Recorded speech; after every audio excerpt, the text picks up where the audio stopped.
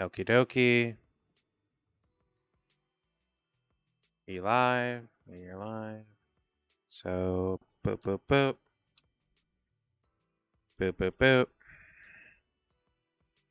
And now I just need to load Stream Ninja. Motherfucker, why am I being dinged?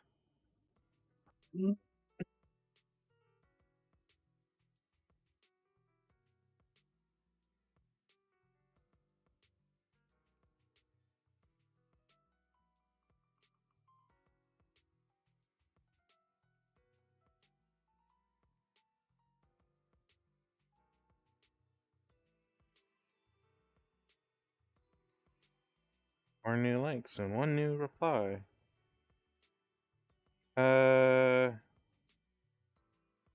think I already did that. Okay, whatever, I'll deal with it later. That's there, that's there. Fuck, they disappeared.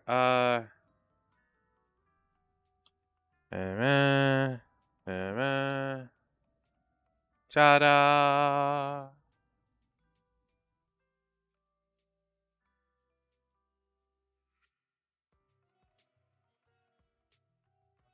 Interactions. Mark as a bot. No, I needed to not just...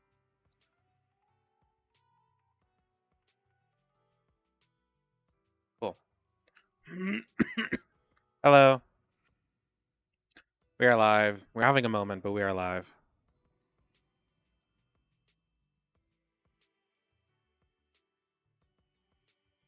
How are y'all doing? How are we doing? I have zero idea what you're referencing. Okay, I think we're all good.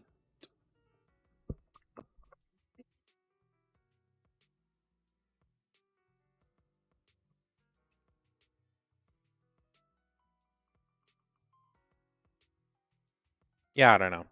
But hello.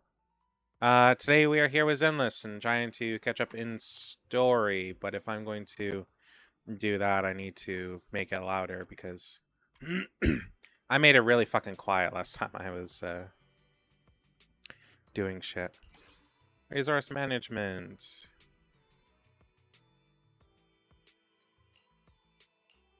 Cool.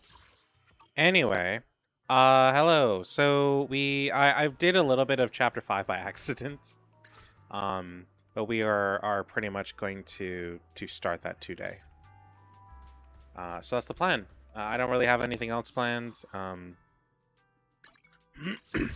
mostly just trying to gain wishes so I can get Dylan's W engine. If you're not aware, I actually already have her. I already got her. I just need her W engine now at this point, so that's really my only goal. I need 20 or I need 32 more wishes, I think. Is my minimum. So that's kind of where we're at this particular juncture.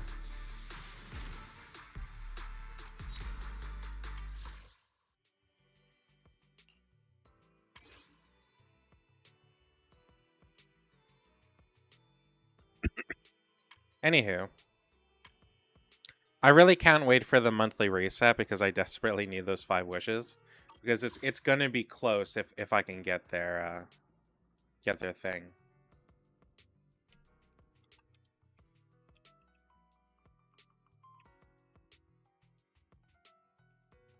Anyway, let's begin. Let's just fucking go through it. I did finish the well, not I didn't totally finish it, but I'm for all intents and purposes I'm done the summer event. I have just like the tail end of the event to do. I've got everything else done. I've got all the polychrome that I can obtain from it. I've actually been working on this. I finally unlocked the seasonal shit. So I'm not actually totally sure what exactly I need to do for this.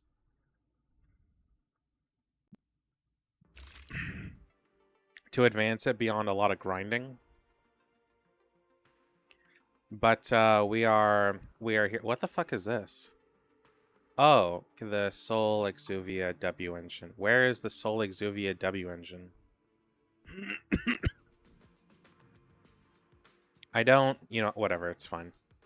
So yeah, that's where we're at. I've been working on this in the background because I actually enjoy it a fair bit. I didn't think I would like extraction shooters, so liking this was a solid surprise. And yeah, this is just what we've been doing. So, nothing super major. Sorry, nothing super. Sorry, I ate just before this. Something pretty greasy in my throat's not exactly super happy.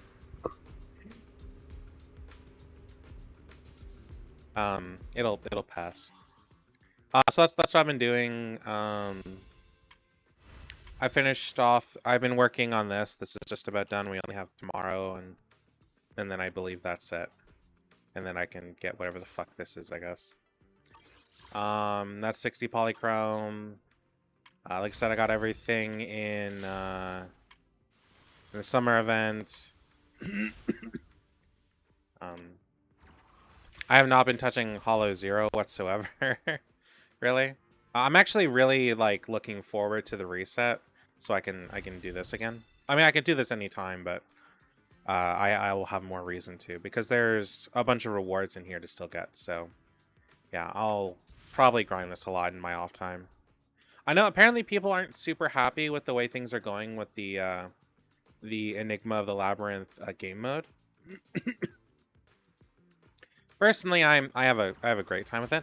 I'm struggling super hard with this. I did, however, get 3 stars here. I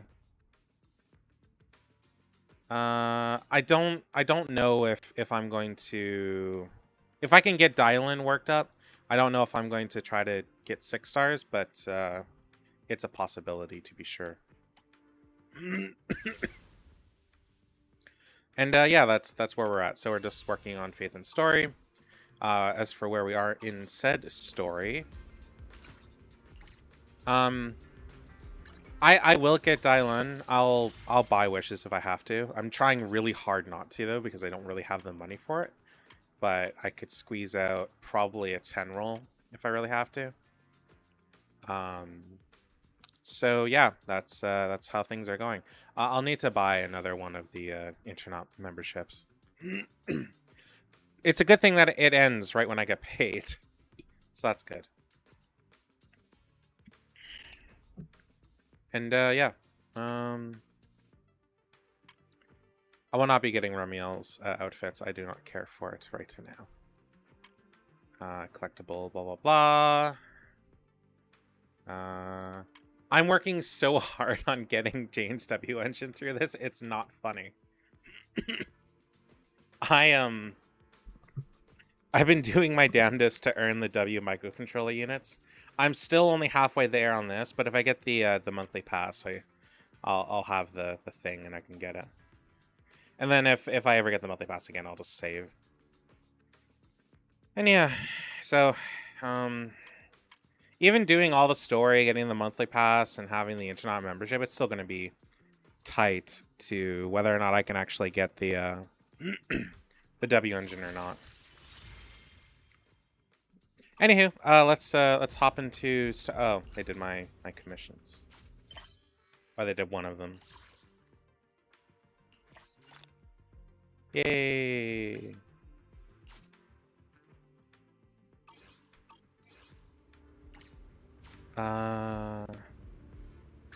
What? Oh, right. I don't think there's anything else I can do to really earn a ton of money. You know what? Now that I think about it, we're gonna do some partner stuff real quick. Have to get them chips. Yep. Also, hey Shimigami, how you doing?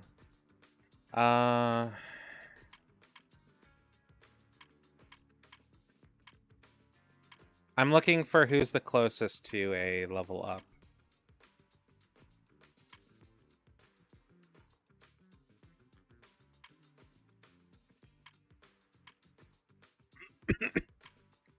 So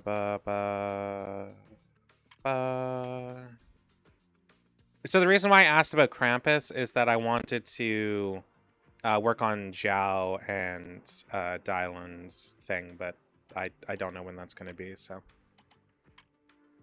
I already got her done. He's working up to it.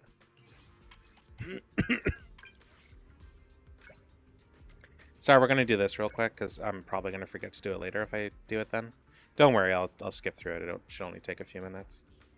As for how long I'm gonna stream today, probably 3 hours, maybe a little longer. I'm not super sure. I'm trying to go to midnight.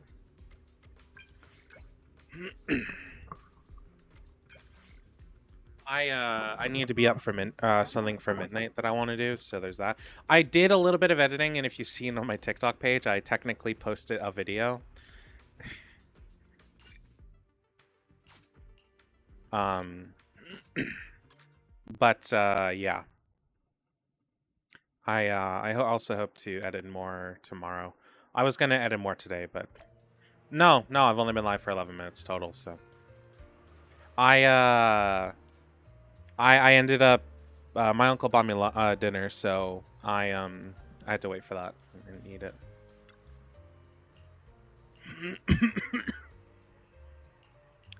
I did I wasn't sure if I was gonna stream earlier or not. It's getting kind of rough right now, so yeah. I'm trying though. I'm trying.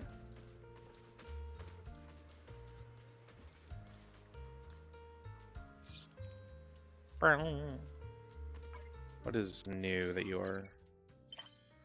No.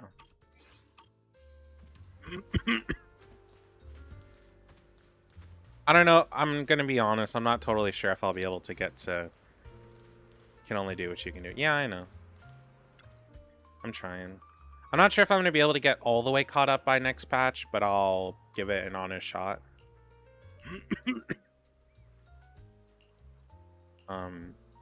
There's still a lot I could probably do. Like there's some areas that I've unlocked that I have not cleared out of chests and challenges and shit like that, so that's probably a bunch.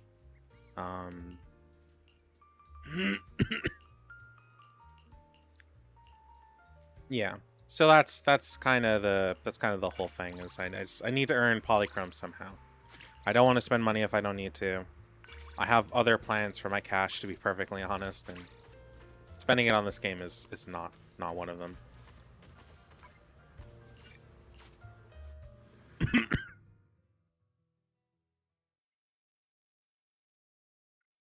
I might get oh no, it ends just like 3 days before the payday. Shit.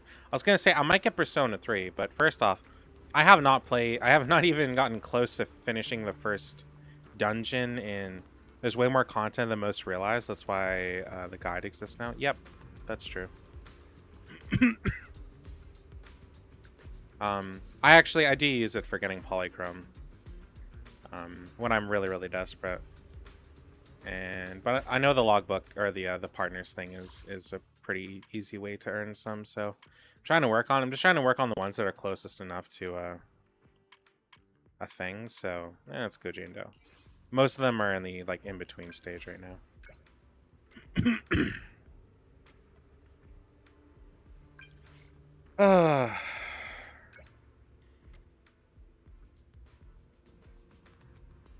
That's the kind of stuff I usually do when I'm like not on camera but still playing. And I guess that's gross. I don't know if you heard me before when I said that I was doing the labyrinth. I actually kind of enjoy the labyrinth. I don't really mind it. I haven't finished it yet, but I'm working on it.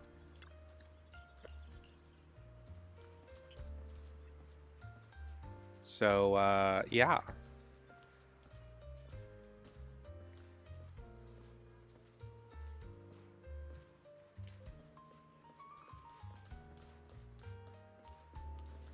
She smells noodles. You know, it's funny. I constantly forget she has long hair. Oh, I think it's because on her her skin, her hair is cut. I think it'll be better when they fix some of the obvious bugs, etc. I have not run into any of the bugs. At least not as far as I'm aware.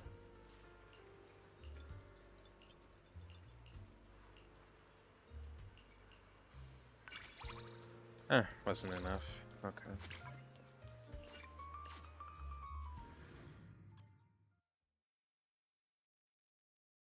One thing I really need to do every day is not just these, but like also do the map and check out all the places with people.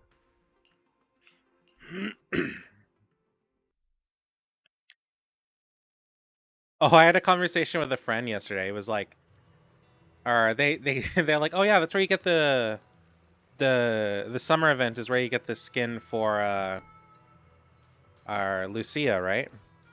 Or whatever the hell her name is, the chick with the book.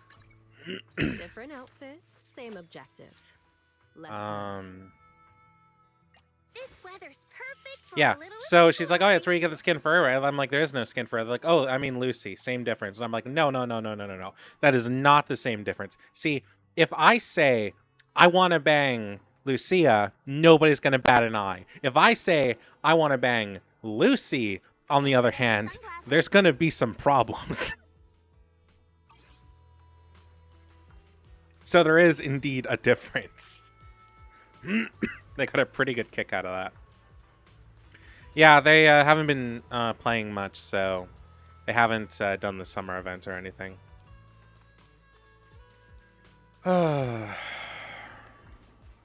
Lucia is older than Lucia, funny enough. I know. They mentioned that, and I'm like, yeah, I know. But this is the internet, and everybody doesn't care. There is the height of consent to consider. And so on and so forth. Then we had actually a rather in-depth conversation on all sorts of things, to be honest. And somewhat oh, this is what I mean.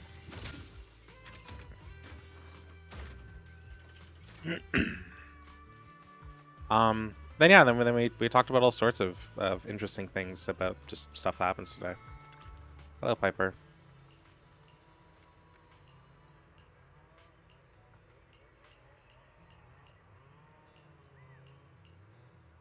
Isn't Piper implied to be like in her 40s or something?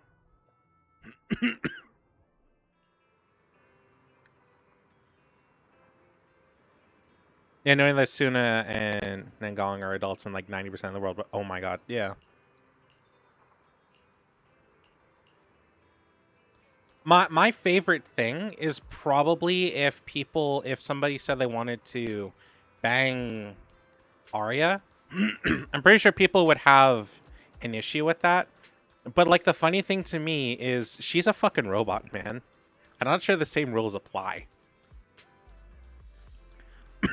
I did hear somebody try to argue that, or try to argue with the quote-unquote age of the robot, and I'm like, are you fucking kidding me? That sounds so... That sounds weird.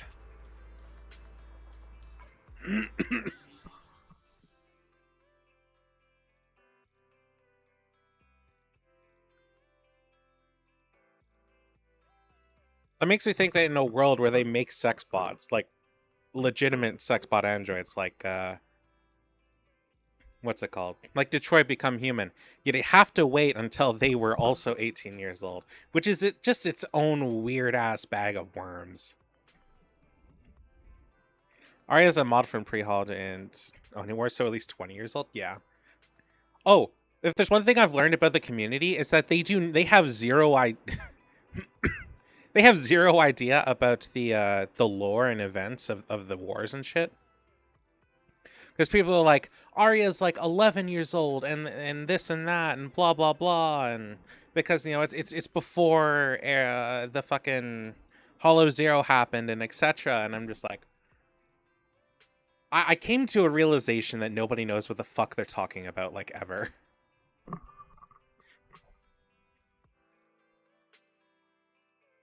They're fucking robots, man. Aspect 17. Hello, thank you for following. Welcome to the live.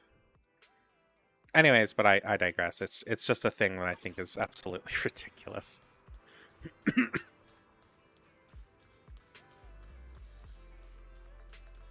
What was I gonna do, huh?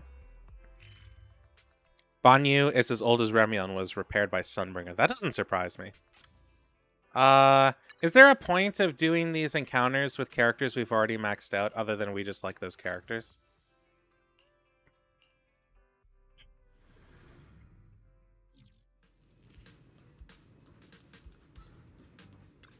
Because right now I'm all for efficiency.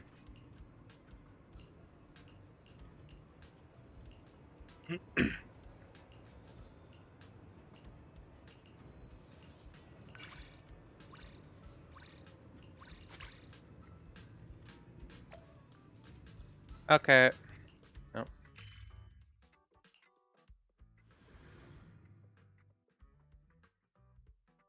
Not getting more on max. Okay. So it's just doing it because you like the character at that point. Oh, I love that this is just KFC, but Bang Boo. It's so fucking funny. It took me a bit to get it till I saw the screen saying finger licking. And I'm like, oh. I know that MiHoYo games have a whole thing about partnering with fast food, but it's funny to see it on in-game. Doing their quality time events is worth it, like arcade, etc. Yeah, I haven't... I know you can get some interesting rewards doing that. I haven't really done that, though. Unless it prompts me to do quality time.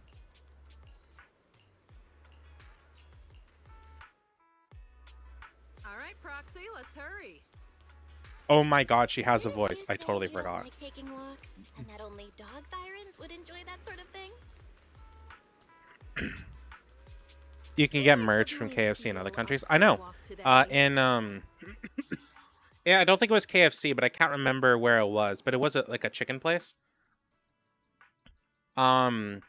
Star Rail had a collaboration, and somebody was giving them out, and I contacted one of those people who had like 20 of these fucking things because they work there, and they hadn't sold enough, so they were just like gave them to the employees to do with whatever. And so I contacted the guy, and they ended up getting back to me and gave me one of them, and it was pretty cool.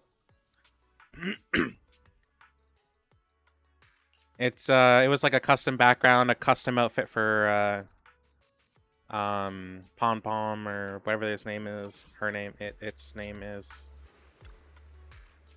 There was I really care about my Wi-Fi was shitty today. I can tell. I really care for fast food merch for games, especially gacha games. But there was a boba company that partnered with fucking Gundam in the US, and I was so fucking sad that I couldn't do it. I tried to get a friend to do it, but I accidentally forgot about the collaboration. Gundam had these special cups with the Gundam's heads on them, and I wanted one. Because it wasn't just like any Gundam series, it was for Gundam Seed, and these were both the Freedom and... Well, too many people wanted to, you know, lick the sweat off my chest, so I just... That's so terrible. This is just the model. That's it. I haven't given him an undershirt yet, and I never got around, and I don't feel like getting around to it. Anyway, what was I saying? Oh, the on the cups were the heads of the Freedom and Justice Gundams respectively. So, yeah, I was super into it. I believe Domino's in like Japan or China or something also had a collaboration with Gundam as well, and I didn't get to have anything to do with that. Yeah, I am in my summer outfit. It is summer. It got fucking hot here today, though. I'll tell you that. Well, no, sorry, not today. Yesterday. My day's all confuzzled because I had a midday nap. Hey, our trust rank went up. That's good.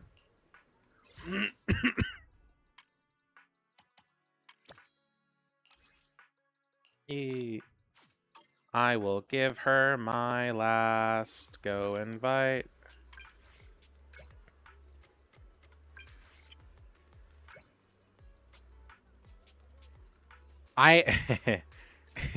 I keep seeing Pulchra art in my Twitter timeline, and I have been unapologetically horny on social media. And it's really funny looking back on it. Pretty sure my latest tweet was at some art of Pulchra, and I was just like, dude, I would be a father of 60 if I had Pulchra. It's not even funny. She'd be having a litter every time.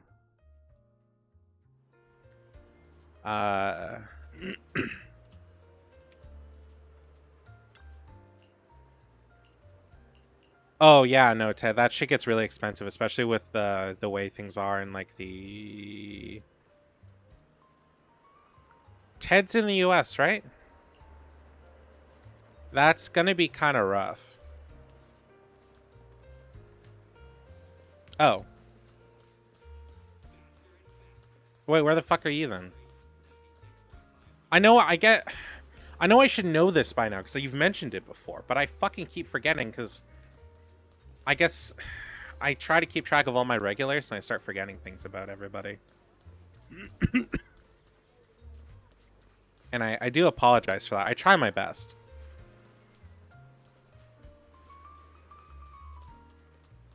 Oh, right, you're Canadian. Yeah, no, you're totally gonna be fucked. Well, no, if it's from Japan to Canada, that would be not bad. $30 in merch is costing me trouble. The only thing I ever bought from Japan was something I can't say on stream, and it was not worth the money. Import fees suck ass. And that was a while ago. I can't imagine it's any better today. Keep me posted about any great because that is way more expensive.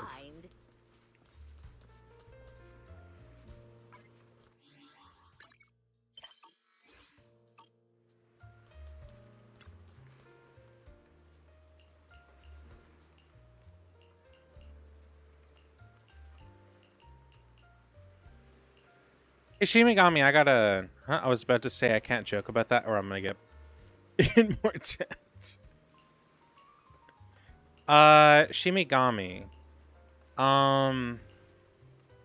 Would you say that playing the lottery in a healthy manner is stupid or what? I'm debating on it, having a teeny tiny budget for it. But, yeah. If you leave me behind again, I might just have to get my revenge. I would do unspeakable things to you, and I would marry you in a heartbeat. I'm sorry, but Fuzzy Kitty Girl is king. You wouldn't want to get into any trouble. Can't win if you don't play. Keep in moderation, and it's fine with me. Okay. Yeah, no, you can... The BC Lotto site lets you... has a bundle where pretty much you can enter all, like, the available lotteries in one go, and it's less than 20 bucks. And 20 bucks was always going to be my limit, so I was just going to do that.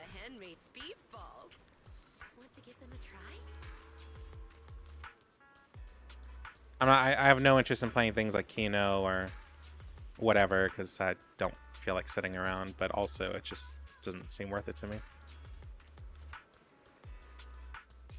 But doing that once a month seems reasonable. It's not an impossible chance, and it's like 8 or 9 different lotteries. Some of them small, some of them obviously fucking huge. And you know, if I win, then I'm set for not life, but quite a while. Either way, I don't think I'm someone to ask about gambling. That's why I didn't ask Ted about gambling. That's why I asked Shimigami about gambling.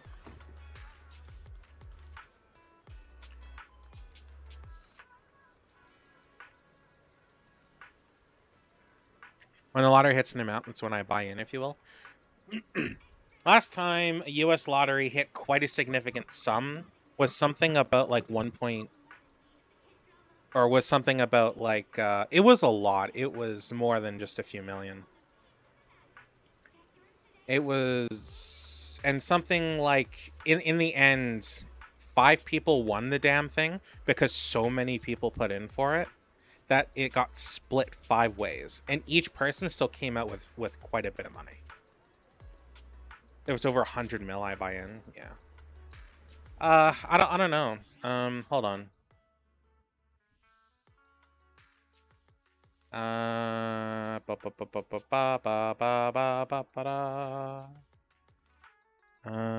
BC Lotto.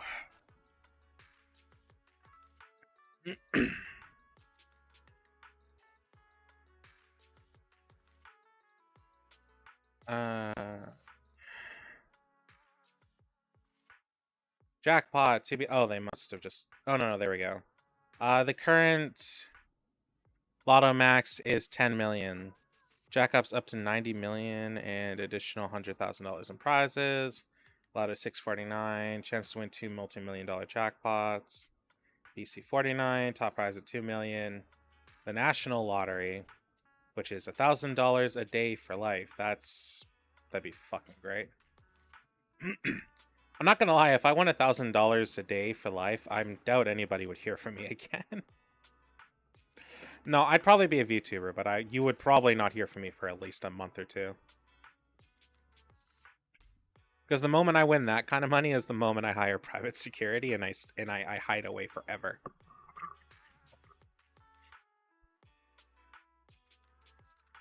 I need to fix my fucking Wi-Fi. I mean, I'll be back to make it worse.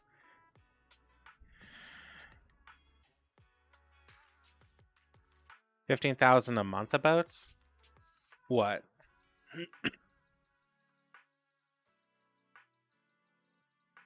Well, I mean, the daily grand is I mean, that's what, 30,000 a month? That'd be pretty good.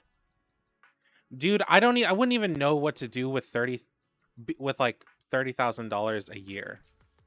After I buy some PC stuff, I genuinely would have no fucking idea. Okay, what if I just buy tickets? Will it just prompt me to do the thing I found before? All packages. Here we go. All games pack. For one entry into each of them, it's only $16. And that is into the Lotto Max, 649, BC 49, Daily Grand, and then these ones that are just listed as extra, but I'm not gonna lie, I don't know what that is. I'm assuming these are extra pulls for their various yeah, so the Lotto Max has an extra pull, and so on and so forth. The only one that doesn't is Daily Grand. Hey, Octane. Any winning over $100,000, like I was talking about after normal investment, 100 mil, Jesus. I wouldn't even know what to do with a mil. Beyond, like, I guess I'd buy a house. No. I would use it to leverage a loan for a house. There we go. That's a smart thing. That's what rich people do.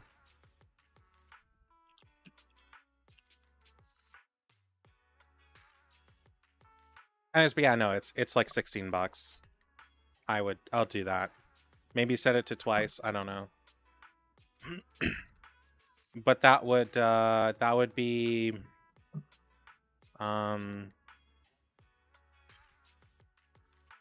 yeah, that would be it.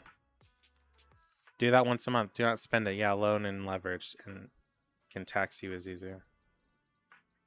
I don't know about the US. I heard that the US will tax your lottery winnings if you do win. Here in Canada, to my knowledge, they do not tax lottery winnings, which is pretty nice. And other than the daily grand thing, everything else is forced to give you in a lump sum. You do not get to do payments, which I think is a really stupid fucking thing. And weirdly and wildly predatory.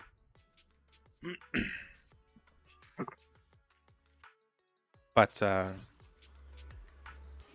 any gains in the US, they tax it before you get it. That's brutal. Anyway, I wanted to, after doing Pulchra, I wanted to check out there were any other, well, there's Astra, and that's it for Encounters. Yeah, like I've got all these to do for like stuff, but I don't. Well, okay, maybe not these ones, but I have a couple of the these areas where there's still stuff to get. This one I'm almost done. I'm missing like 2 things plus the eye.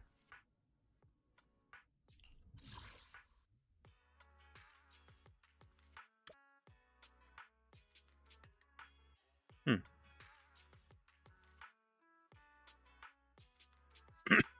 40% off. Can you imagine earning $100 million and then losing 40% of it? That's just fucking brutal.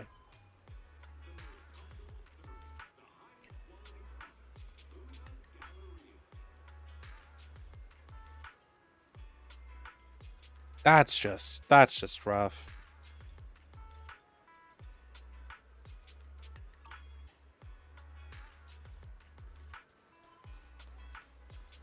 I don't think we have any lotteries here that are anywhere near that amount.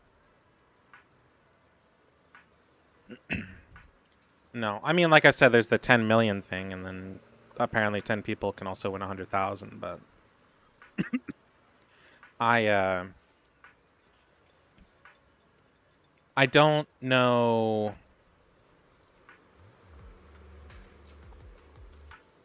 How much does this do? 1 million grand prize or the golden ball jackpot, which can grow up to 68 million.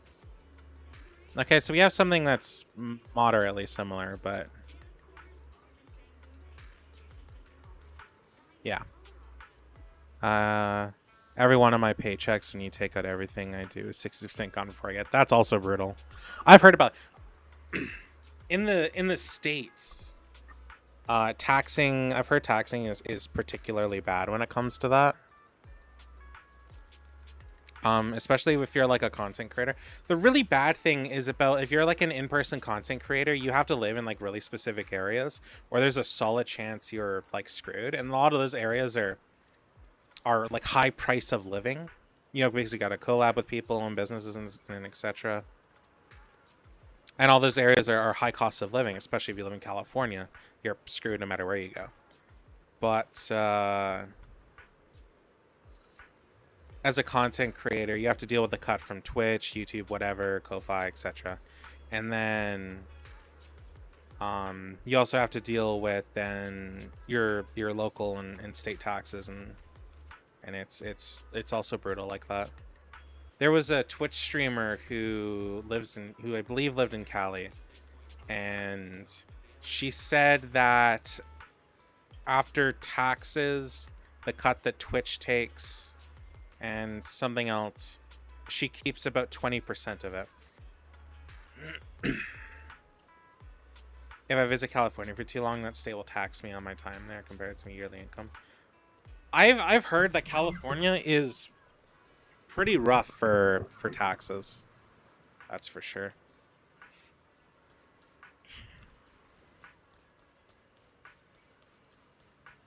Anyway, we've done everything we can do. Let's just hop into this story now.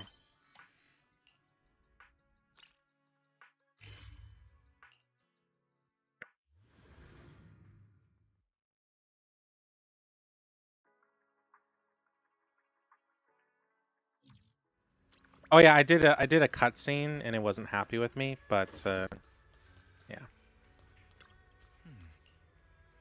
Ask you to tidy up the guest room. Talk about Senior Xinguang comes by. We can ask if she'd like to stay over. Seriously, every dollar I make loses 66 cents. That's fucking rough. Then some like pretty lively laughter and chatter comes from blah blah. Is everybody back already? That was quick. Should we go check it out? Let's go.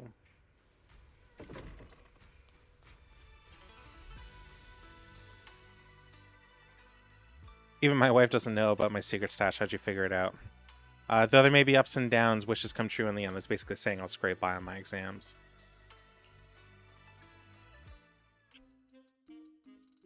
You see a light brown hair and a pretty red ribbon again. All things in this mortal world are bound by fate. Patience, patience. She is totally Let me bullshitting peer her way into through the this. secrets of heaven. Oh, please, help me out, young Shifu. My rooster with the pretty tails. Been gone for 3 days already. Oh, could you define whether a yellow weasel spirit might have taken him?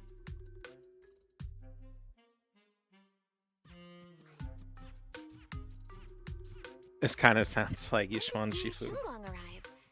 That tone. It kind of reminds me of Ishu and Shifu. Is she divining for people?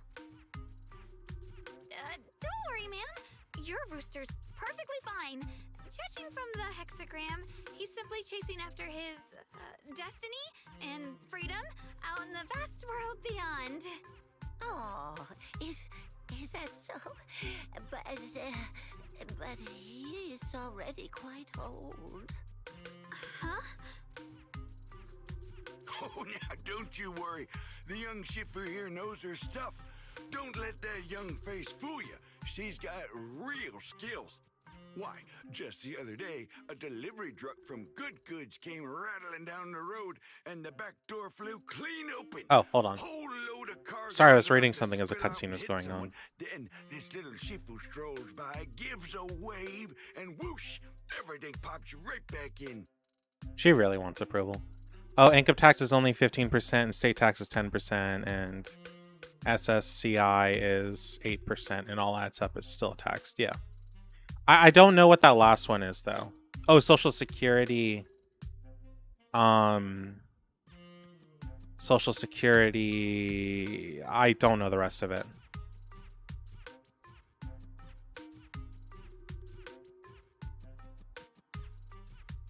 Back then, nobody even knew she was Sweebian Temple's acting temple master. Folks were just saying her moves had the same flair as Ishwin Shifu's. Also, no, it's perfectly fine. Miss, my kite string broke. Social Security income credit. Ah, okay.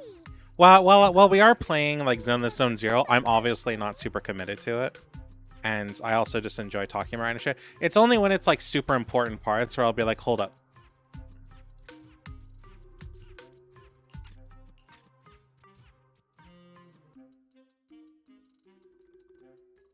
Wait, what? Why is she not speaking? When you grow up, you'll be as tall as the trees outside, blah, blah, blah. Senior, what are you doing? You're fine, but my waifu is on the screen. Who? Yixing Wang? Oh, Belle, you're here too. Why does she have no voice lines? You have her M6? I wish. I haven't decided on who in this game I wanna M6, but I'm leaning towards Yixing Wang. Either her or Remiel. The weather is fine, blah blah blah. When you're divining, did I delete something I shouldn't have?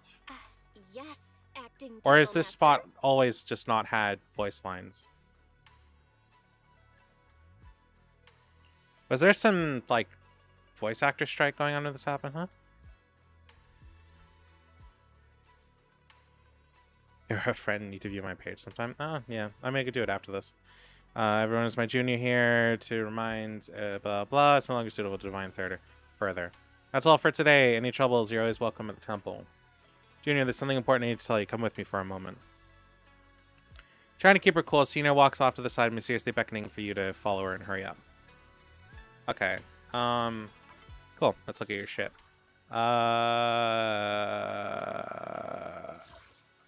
Nope, that's not. Proxy Archive. What's the... Oh. Maxed out. Gotcha.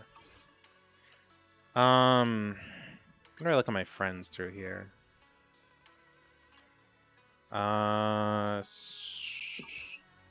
Social outpost? Friends. Crisis 3 Starflyer. Jesus. Miyabi's only C1? That's a shame. I hate that there's at least 2 different ways to say their shit, because I'll just be like Cinema and other people be like Mindscape, and it's just like, what the fuck? I do want that outfit for her, but I have not gotten it. I don't care about Remiel enough to get her outfit. I do want Miyabi's. Outpost invitation. Oh. Boop. Aww. Yeah. I need her. I need her for Remiel. I'm so sad I don't have her because it makes Remiel really hard to use. Because the only other person I can use Remiel with is like Miyabi. Wearing formal attire is also a form of training. I got her when I started playing. She has not rerun since.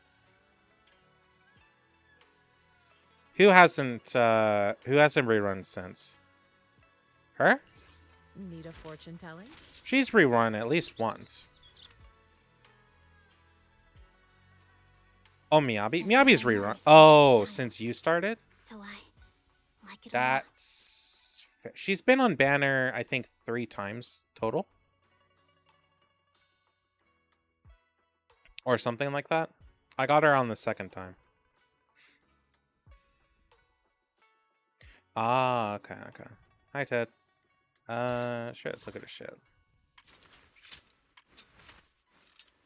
Crit rate, 65%. Crit damage, 100%. Could be worse. Alright, let's look at your Remiel.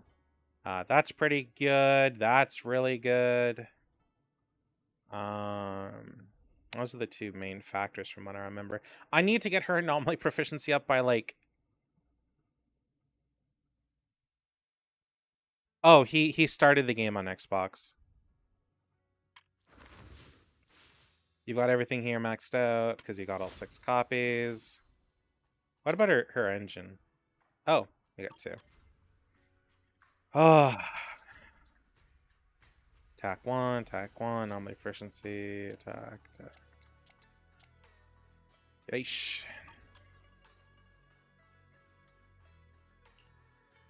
Yeah, this chick, don't know what she does, but apparently she needs anomaly proficiency and decent energy regen. That's pretty wild.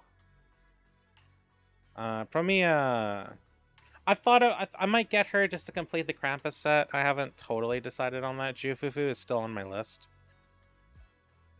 of must-haves. And then Yixing Guang, who has way more attack than she needs. Her crit damage is pretty good. The only part I think you're bad on is her crit rate, which I believe you need another 9%. But I mean, her crit damage pretty much makes up for it, if I remember right. With you at my side. Like you won't hit crits constantly. Oh, M6, right? Okay.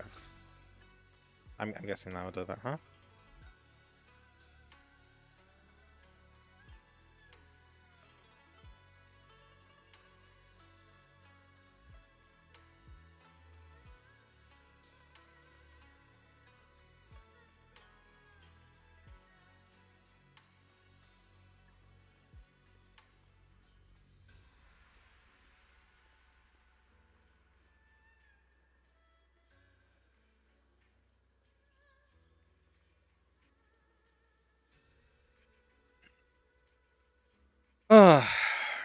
Anyway.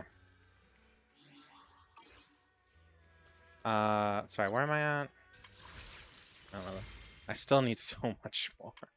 I need so many more wishes. Anyway, let's continue. No, that's not what I wanted to do. Fuck off.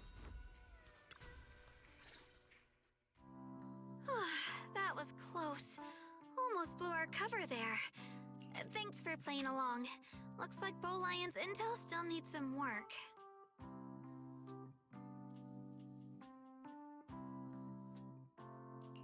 Acting Temple Master? And that Bang Boo backing you up. That's not Bee Lion, is it? I'm still working discs as I get them, but I need to build others too. That's fair. From Yunquay Summit to train at Phylum Heights, right?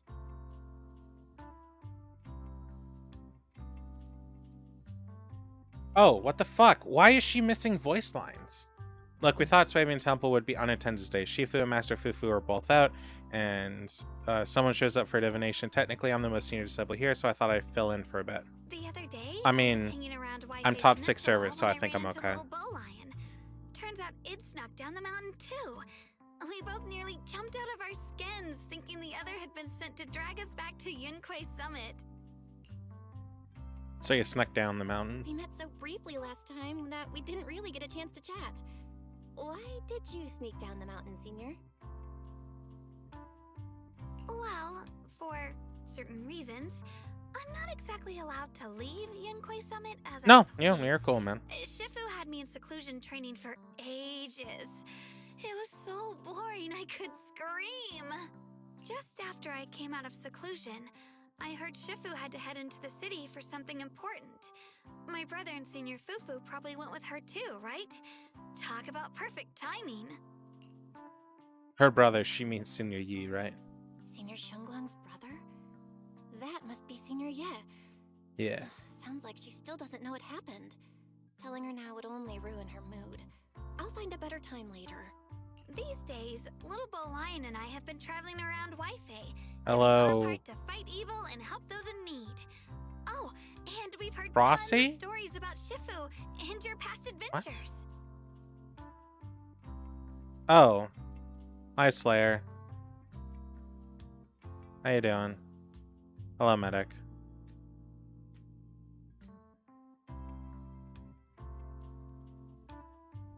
Stuff like foiling the Exaltus conspiracy, resolving crises in the Hollows. Just hearing it all got my blood pumping. But then, my grand adventure hit a teeny tiny problem. I kind of ran out of adventure funds. Just when Bowline and I were about to give up, a figure suddenly zipped into sight like whoosh!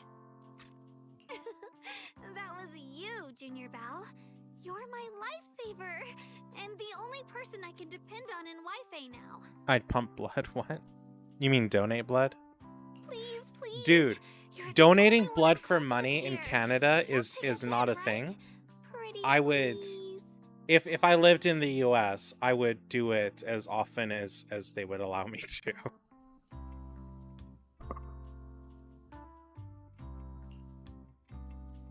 Swibbing Temple is also your home. Take you in? You're making it sound too formal, Senior. Swabian Temple is a Yunquei Summit chapter. Naturally, it's your home Hello, too. Slayer. If you move in, things will only get livelier. Oh Of God. course, we'd love to have you here. I do crazy things with the Fox Girl too. My brother Wise So and I I'm both with you live on here, and there are other disciples around too. If you ever need anything, we can always help out. Perfect. But now that you mention it, I do have one teeny tiny little favor to ask. If there's one thing that really bothers me about MiHoYo games is that the way that they phrase certain things. In a lot of MiHoYo games, they phrase people younger than themselves as like kids, and it really pisses me off because I'm used to the same, like hearing and saying that kind of stuff. But like people take it so literally in the games communities, and it drives me bonkers. Feel free to ask me anything. What can I do for you, Senior? First, call me Senior a few more times. I'm enjoying it. Huh? You don't want to? Sure, no problem. Senior Shunguang? Most of it is bad culture translation, but you know, yeah, I know. I mean, like there's a lot of stuff like that in like just even like fantasy novels too. Like I said, like I'm used to hearing things like that, but a lot of people will interpret that as like legitimate statements about character ages, and I'm like, that's not what that means. Yes, this is story. Yay! We're Well, I never get tired of hearing 2/3 Senior. through season Given 2. the situation, just call me Xiao Guang for now. My brother and Shifu call me that. And can I just call you by your name? Oh, and about who I am, could you keep it a secret from the others for now? It took a lot for me to sneak down here. If word gets out, Shifu will know in no time and have me dragged right back up the mountain. Ishu and Shifu's usually so carefree. I didn't expect her to be so protective. Here's one thing I know though. One day, how do you fix your Wi-Fi? Reset your router. One day, I'm going to have hand tracking, and when I have hand tracking, I will have a new model. I'll probably have a new PC by then too, though. In my list of priorities in terms of upgrading my streams, upgrading my computer itself is really high on the list of must-haves. And that requires like a full build, and God, the RAM by itself is going to be so expensive. But building a new PC is high up on the list, and then immediately after that is probably going to be getting a new model, both 3D and 2D. I want to have both. Like I like having a 3D model for a lot of reasons, but a lot of people don't super like it. But I like being able to. I like the idea of being able to like motion things with my hands, but the way it is now, I'm not able to. No, I guess up. This keeps cutting out. Have a good live. No, sweet dreams, Ted. I promise. If anyone asks, I'll just say, you're my friend who admires Yunquei Summit's way of training. They haven't seen you before, so it'll be fine. Oh, thank you for sharing the live. Awesome! You're the best, Junior Belle. It's settled then. Don't worry. While Shiff is away, if anything happens during our adventures, your senior will protect you with everything she's got. This is my first time being a senior. It feels so fun and satisfying. New PC is going to be about 21K, and we'll get here in a bit. Oh, is that what? Jesus Christ. What's the what's the NVIDIA? No. You don't use NVIDIA. You use AMD, don't you? What's the AMD version of a Quadro card? That's their production level cards, right?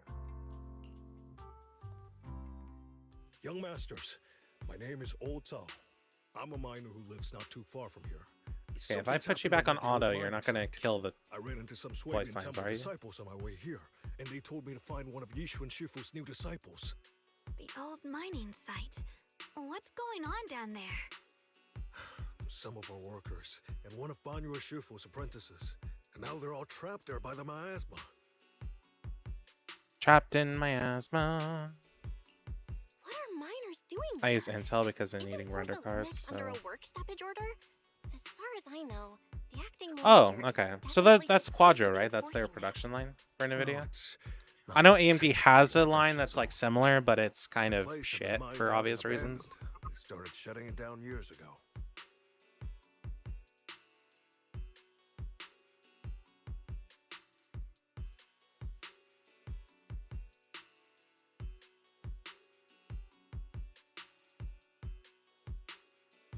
I had somebody be like, "Hey, I just bought your graphics card. Here's this Quadro card that's worse than like a 10 fucking 60 or something." And I'm like, "Oh, thanks. That's great." That shutdown was interrupted by the miasma disaster a decade back. Hardly any miners or their families made It to the was a mine. single slot card, Their which was equipment cool, but behind, not what I and needed. The mine faded from public memory.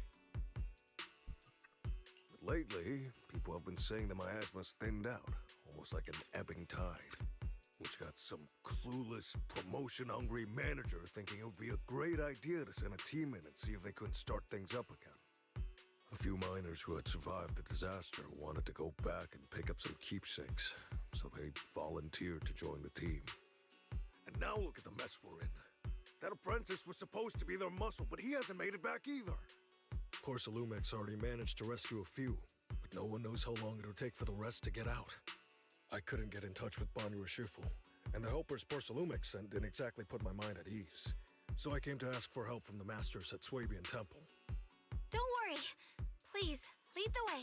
I'll go with you right now.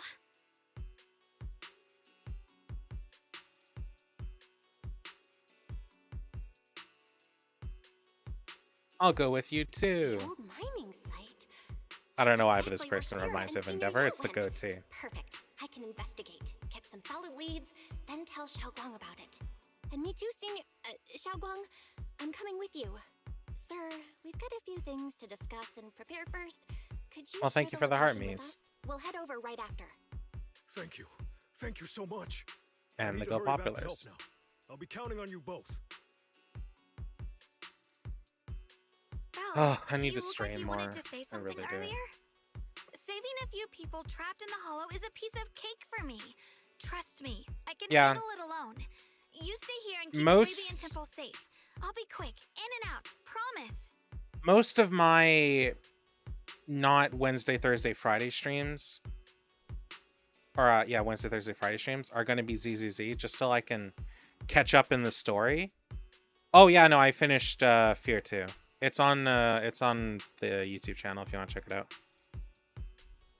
I actually can't link it because TikTok doesn't like that. It will actually just not show it in chat.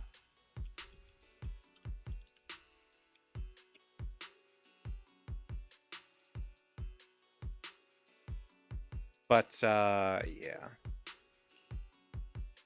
I couldn't bring it up earlier. The things we discussed with you I privately. couldn't say it back there, but you've been in seclusion all this time, so I guess Shifu and the others haven't had a chance to tell you. The truth is, before we came to Wi-Fi Peninsula, we didn't just run a video store. My brother and I have another job. We also take on commissions as proxies. Proxies! So that's your specialty. No wonder Shifu, who rarely takes on disciples, made an exception for you two. That means... well, we could actually... Yep, we can go save them. Yep, we could head into the hollow to save those people. You looked really worried just now. We just gotta let my brother know about the situation first. Yeah... helping those in danger is part of what it means to be a disciple of Yunkwei Summit. Besides, my brother and I actually go way back with Banyue Shifu. It's been years since we last spoke, but he really looked after us before. What fact is Banya is a part of the temple's faction, right? He's not a part of Krampus. He's just a part of the temple. If his apprentice is in trouble, I can't just... I don't know why I keep thinking he's a part of Krampus for some reason. So you know Banyue Shifu too? He's helped us out a lot before. Let me try to contact him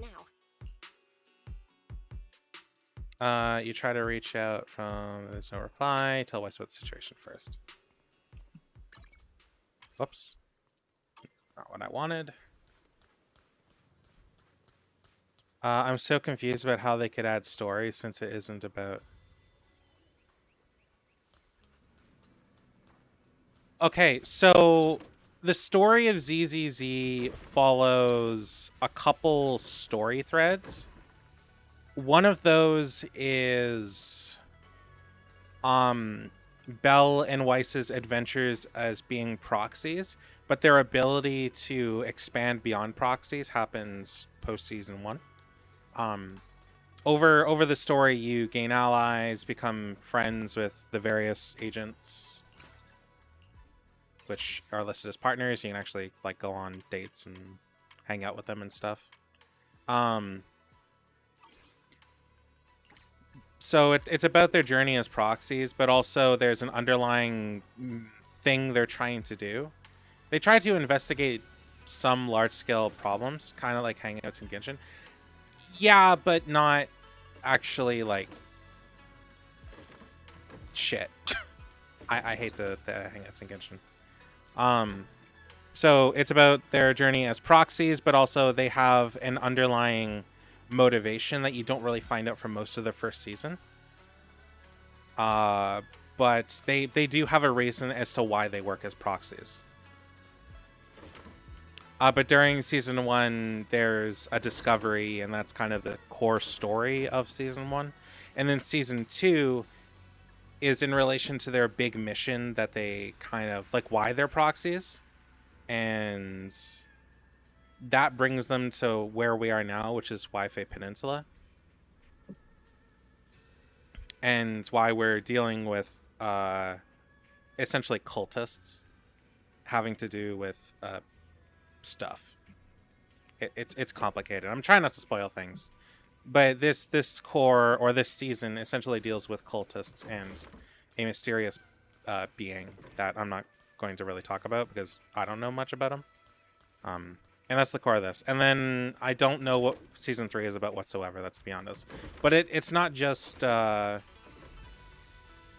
finding anomaly rifts. Also, calling them anomaly rifts is kind of weird. A hollow is...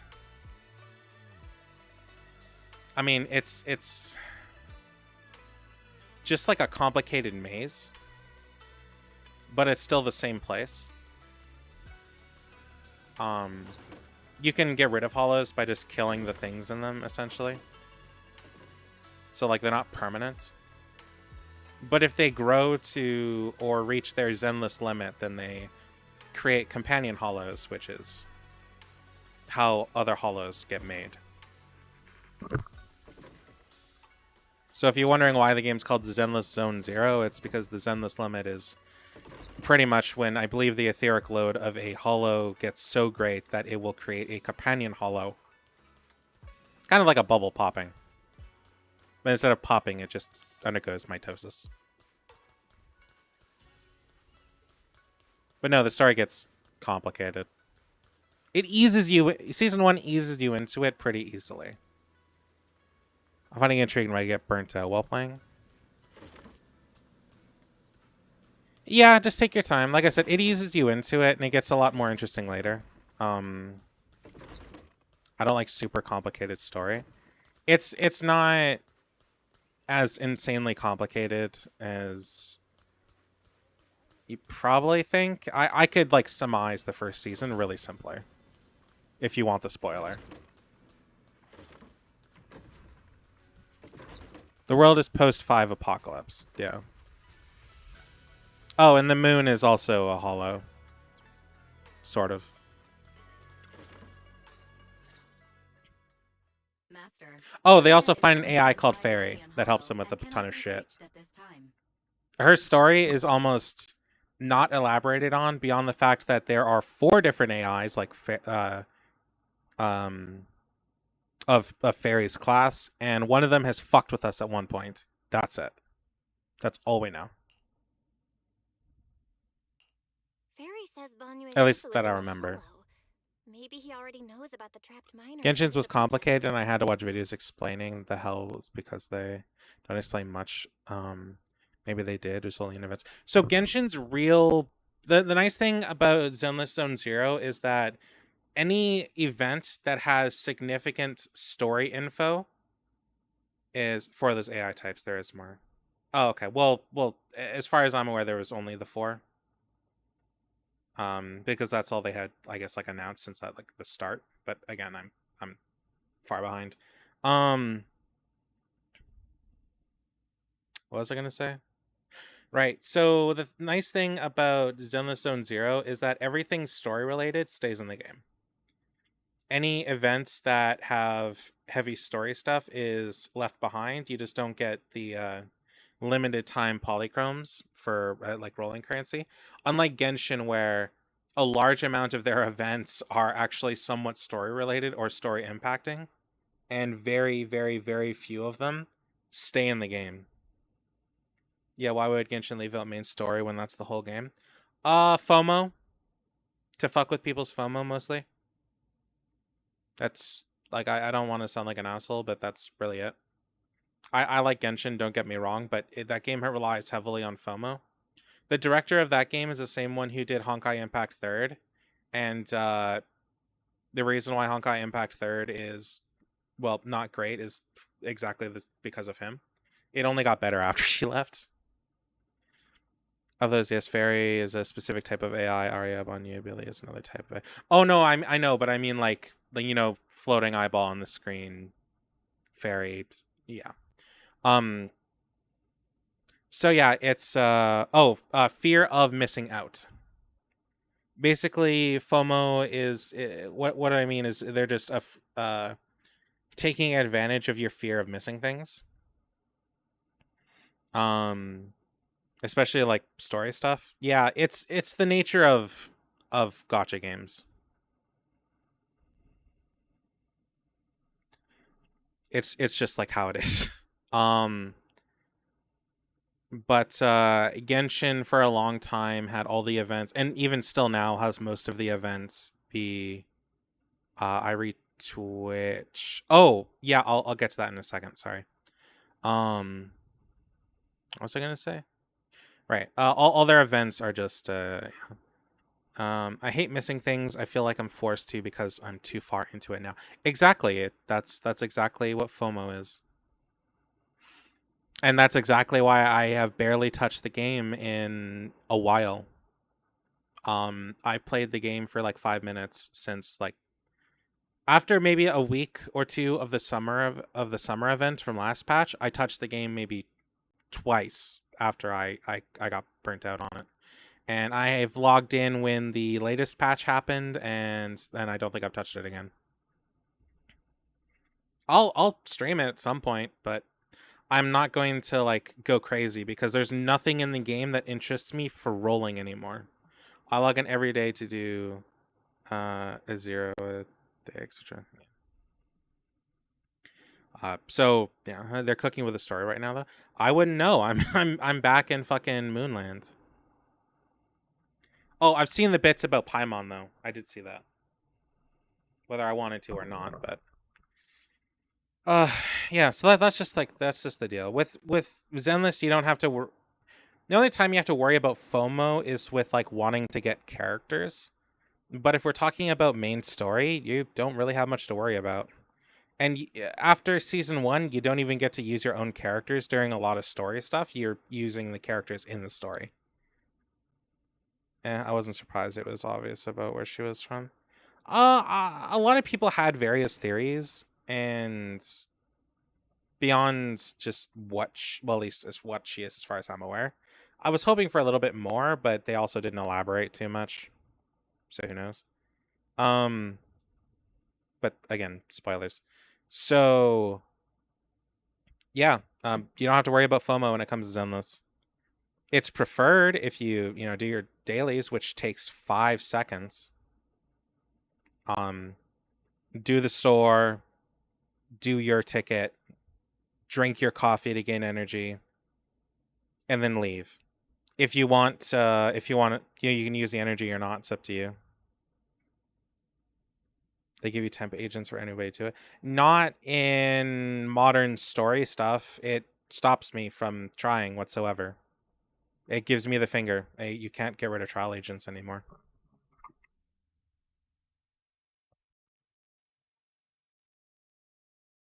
Or at least what I'm saying is they removed that option, unlike the first season where for most of it you could just use your own people. Or at least for a large chunk of it. Anyway, yeah, so that's the thing with Zenless. Just take your time with it, have fun, enjoy the story, take it easy. If you ever have any questions, I can answer them. If you're like curious, it's not a super insanely complicated story.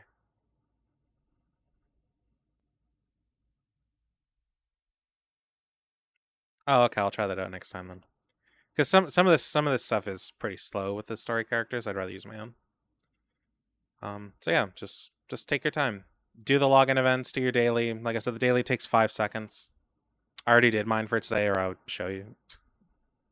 Sorry, may I ask who Fairy is?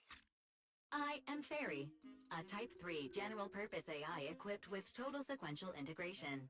I am also Master's supreme assistant, the most versatile companion for holo navigation, data processing, and life management. Last but not least, when Master makes questionable decisions, I offer a modest spark of wisdom to keep things on track. Hello, Miss Ye Shengguang. I have forwarded your lifestyle preference analysis report to Second Assistant, that is, the Master's rather clumsy brother, as an important reference for arranging your guest room. Hey. Miss Xiaoguang, if you're curious about Master, are the events challenging in ZZZ? Not really. Or which hand they squeeze first when they get nervous. Oh, the endgame stuff? Endgame is fucking brutal. If we're talking about like events, they're not really challenging. They're more meant to be fun. Some of them will have challenging portions, but it's up to you if you want to do them. Oftentimes they don't really hold rewards. It's mostly for fun. The events are relatively easily, like it's meant to be so everybody has a good time. I don't like Genshin's events because they just don't feel fun to me, especially the combat ones. I'll usually play them in like a fucking fever dream and get through them and then not care anymore. Whereas here, combat events, they're cool. A lot of the time, they're pretty fun. They give you well-built... a lot of them will give you well-built versions of characters if you want to try them out. And then you can do those in those combat events, for example, and have a fucking ball of a time. You can use them all you want or just complete the challenge. We did... hold on. After this, I can show you. I can also provide you with the report of equal depth. After reading it, you'll understand Master about 89.75% as well as I do. I just give you their agents and their signature weapon, etc. Yeah. Unlike Genshin, who doesn't give you their signature weapons most of the time, this game will give you a character, their signatures, and they will be well built. Thank you, Fairy. But I think I'll try getting to know Belle on my own. It's more fun to discover things little by little. I'll leave the Hollow Rescue and the guest room arrangements in your capable hands. Understood, Miss Xiaoguang. I respect your spirit of discovery, and I look forward to building a peaceful life at Suibian Temple with you. It isn't a spoiler, but it's just Naya every 3 steps it forces you into a world quest. Wow, that gives me a whole other reason to not go there. I guess Fairy can be considerate once in a blue moon. Alright, back to the matter at hand. There's an endgame mode where all you have is the trial agents. Xiaoguang Oh, isn't that the simulation thing? I'll set up the HDD to support you. I can't remember what the fuck it's called, but it's a thing in the room. The first team up between Phaethon and Xiaoguang begins now. Phaethon? Wow, so you're the legendary proxy I heard about a few days ago. Also, the specs you sent on Twitch, by the way, are fucking wicked. Sorry. Saving people comes first. We gotta focus on what's okay. important. Various preliminary the blah blah blah. Someone's are missing. Do you want to start the mission now? Give me a second. But yeah, no, that computer is fucking sweet. I do unspeakable things to get that. This is what I was talking about. I haven't gotten the hard mode because I haven't finished it yet. I'm waiting. I've kind of avoided doing this because I really only have like my main team worked on, because when I build a character, and it's a lot of work and a lot of waste. So I've just kind of avoided it. Oh, it's close, but not the same, but proves the point. Yeah. Anyways, what was I gonna say?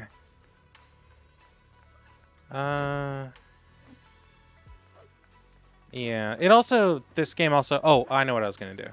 This game also has like management, like hotel management things and all sorts of other stuff. Oh, this game also has an extraction mode if you want to look at that after. But the event that I did that I was talking about is this one.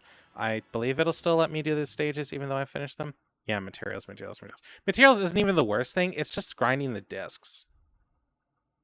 Oh, a nice thing about this game is that as long as you have power passes, which you can also do to 100% missions auto, so you don't have to go through them and use a guide or anything, but you can if you want. I will get to you in a second. You can also use it to just store your energy. So one of the things that they do in this is that you can like do this, and sure, you can use your own agents, but also give you access to some of the ones in the story. So these are materials to me. Sorry, yeah, you need a battery. So like this game has its own version of condensed resin, except except it's just storing your energy for long term. Oh yeah, some of the designs, a lot of the designs in this game are horny. You're just gonna have to deal with that. But yeah, no, you get access to their character and their W engines. That's why they glow.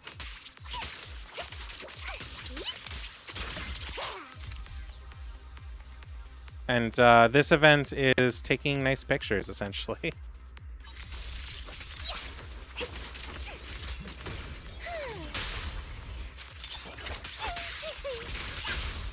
And you're looking for a... For this particular one, you're looking for a very specific... effect. So somebody's undergoing... what's it called? An effect called Aftershock. So then all I need to do is match this up with the type of frame and then take a cool picture. And that's essentially this event. You do that a bunch and it gives you bonuses, and then you fight the boss thing when that timer goes out, and then you use all the boosts you got to do that. Oh, I fucked that up. Anyways, you get the point. I already finished it. Any 5-star character from Mondstadt to Fontaine, no Archon or New Villain. Oh, wait, hold on. Is that, like, confirmed? That's what they're doing for their anniversary?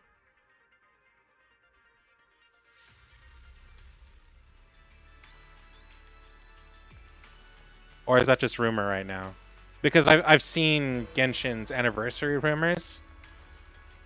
Because I've been in the game since the start of the game, and believe me, they rarely are ever right. I will be genuinely shocked if Genshin gives like an actual 5-star that's not from the permanent banner. Anyway, back to story stuff. But yeah, no, so like that's an easy event, but there's also a hyper focus mode if you want to do it harder. But it's not required. If you want to just have fun with an event, you can just have fun with an event. But if all you want to do is grind it for like Polychrome, the rolling currency, you can do that too. Yes, I am trying to sell the game to my friend. I need more friends that play the games I play.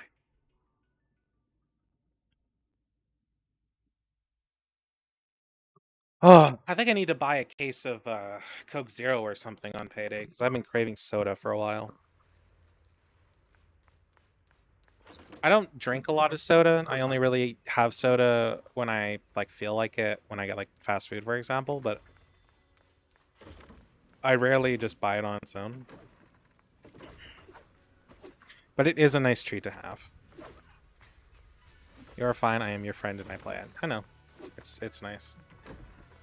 I wish I had friends that played HSR, but I kind of blocked the only person who did that. Mostly because he was an asshole. Blah, blah, blah, blah, blah. Let's go. Yeah, the thing about... I'll have to pause it in a second. The thing about Genshin leaks is, as somebody who has been screwed by them, don't believe them until you hear it in the like patch announcement. I would have played HSR, but I thought it was a card. It's not a card game. It's like, you remember when I played Persona? Like these in the Hollow? It's like that, but less complicated. It's also silly as hell when you want it to be. The game does not... Planet Arcadia is like an entire planet about memes, really, and jokes. That's kind of the whole point of that place. The various worlds all have like pretty big themes.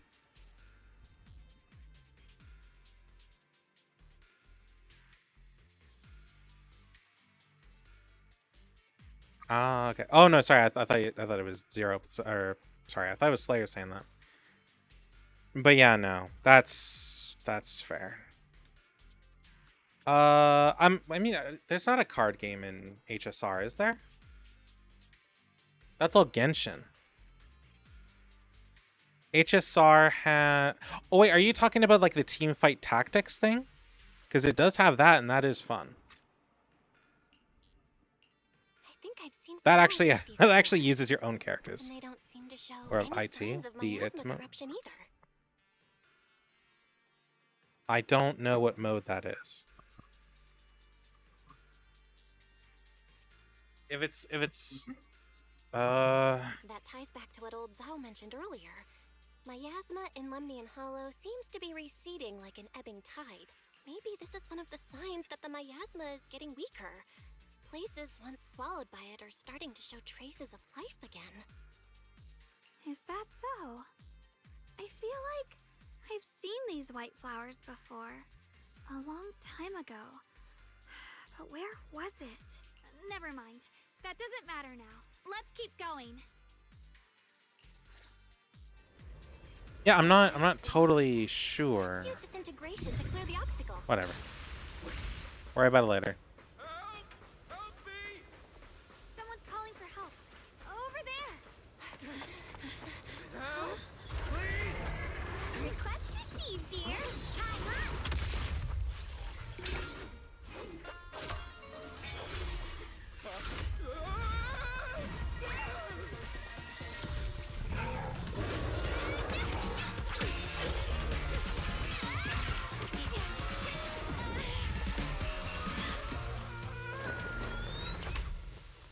Dear, please leave a 5-star review for today and delete any prior complaints or negative comments.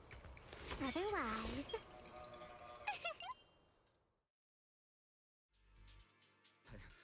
You'll make sure I get back safe, right?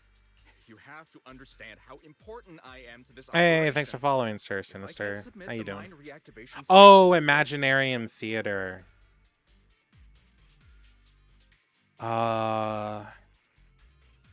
Does it have anything like that? The only thing I could think of would be the Teamfight Tactics thing. Oh. Oh, no. I know what you're talking about. Right. Yeah, that's a game mode that's all right, but it's not. I don't play it much anymore. I mostly do the if that is all you see is cards.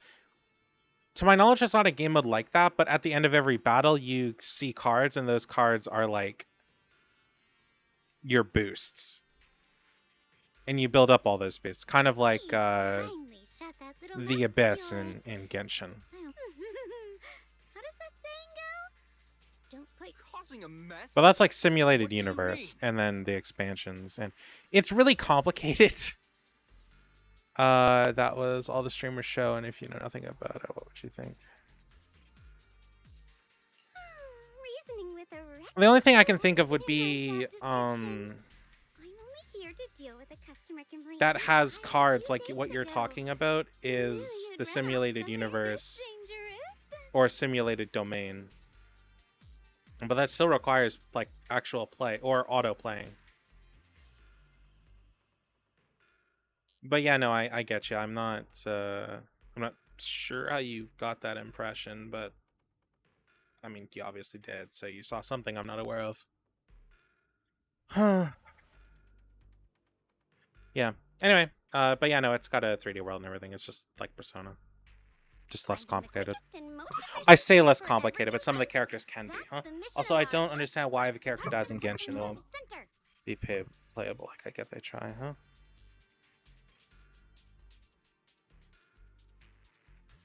It's not. I mean, HSR, several characters died. Almost every character of one of the worlds you go to die, sort of. And they are playable characters. It's just Genshin being stupid. There's no lore to any of the wishing in that game. Canonically, you go everywhere on your own for the most part. So, that's out the window. Same with, like... Okay, again, I did not notice all you see are cards in the auto attack, so I was not told. Fair enough. You can, like, play on your own. A lot of people, when they do that kind of stuff, they have their teams... like built and they can all like walk through most shit. Just think of me as your preschooler self-service guide. Like I want Signora, her design is so cool. See, I doubt we would ever get another Signora. The thing about Signora is that like her VA has never been disclosed. I don't think we would, yeah. But I also don't think she was ever built to be a playable character.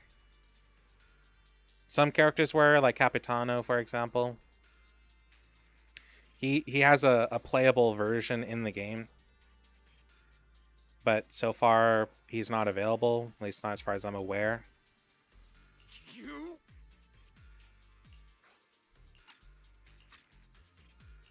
Hey, Dylan, we meet again.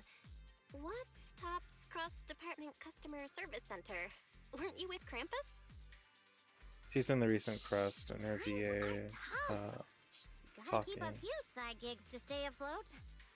Judging by that look, you didn't come here for sightseeing either, huh?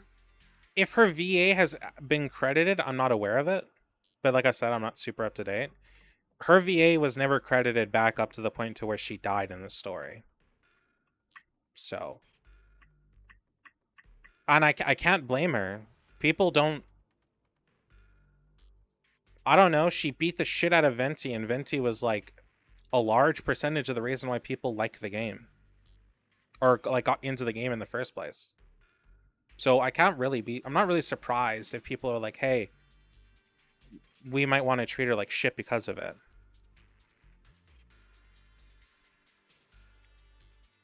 Like, people killed black cats because in China because, I think, or around the world, fuck if I know. Because they didn't like the fact that what's his name? The doll guy? Oh, Wanderer. Because Wanderer is represented by a black cat in some parts of the story. So they just fucking didn't like that he's a fucking brat. Why do some writers do the pseudonym kind of thing? Privacy. Yeah, except for Signora, she doesn't even use a pseudonym or anything. She might not have been able to. There might be some laws that stop her from doing so. We don't really know. But yeah, no, she was never credited whatsoever. Probably, like I said, probably because she was afraid of harassment. And yeah, I can't blame her. Genshin, over time, Genshin has probably one of the most controversial VA casts that I've ever seen for a game. The VA for Paimon is one of the biggest pieces of shit that I've ever heard of, who constantly harassed other fucking VAs for their opinions or not doing what she wants or toting her line and causing shit. And then there was the same fucking thing with the some places you cannot use a pseudonym, so better to not disclose. Yeah, that's what I'm assuming. I don't know if it's Chinese law or law in wherever she may live. That's not the US or Canada or some other fucking place. But I assume she's not able to use a pseudonym. Anyway. Paimon's original VA was crap. A crap person. China, Vietnam, etc. Yeah, that's exactly what I thought. Okay. Paimon's VA was crap. We had an issue with... I can't remember what character it was who got a role and then they had their shit changed. People are saying it's Zara Fazel. Maybe. I don't know. I had a pretty good idea of who it could have been at one point, but like I said, there's no confirmation, so I just dropped it. That's when I learned that we didn't know. The VA for, I think, the person currently on banner in Genshin, or was on the first banner, treated Kenichi's VA like shit, constantly being passive aggressive apparently because he replaced the other Kenichi VA.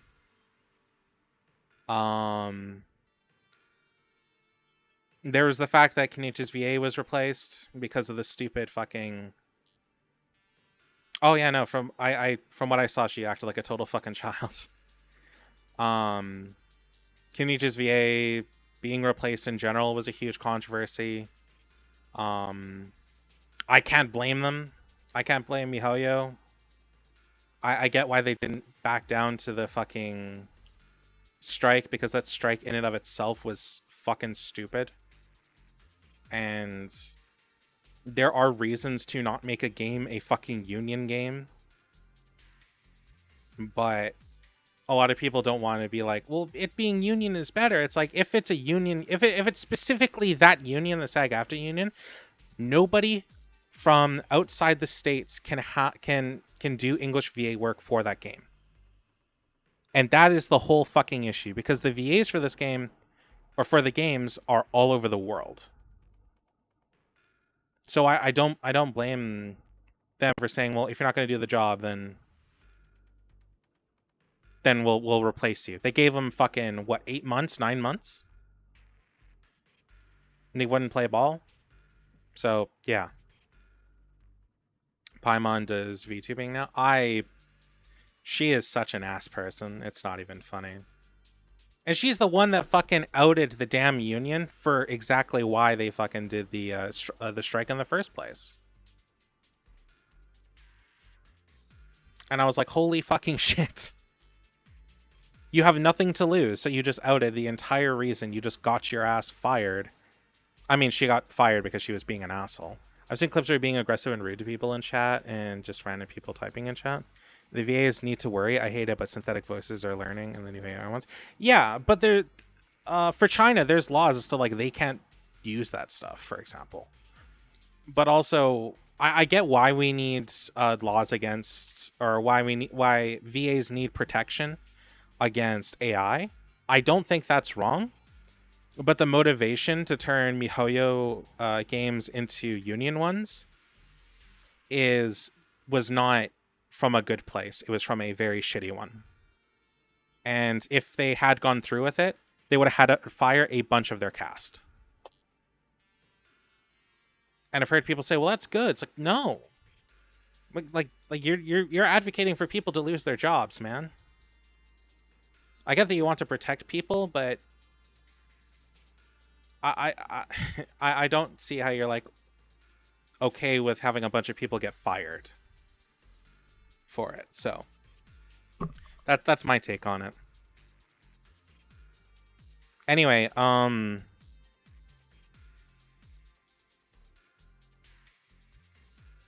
companies have used VAs for, but AIs are also just saying, yeah, yeah.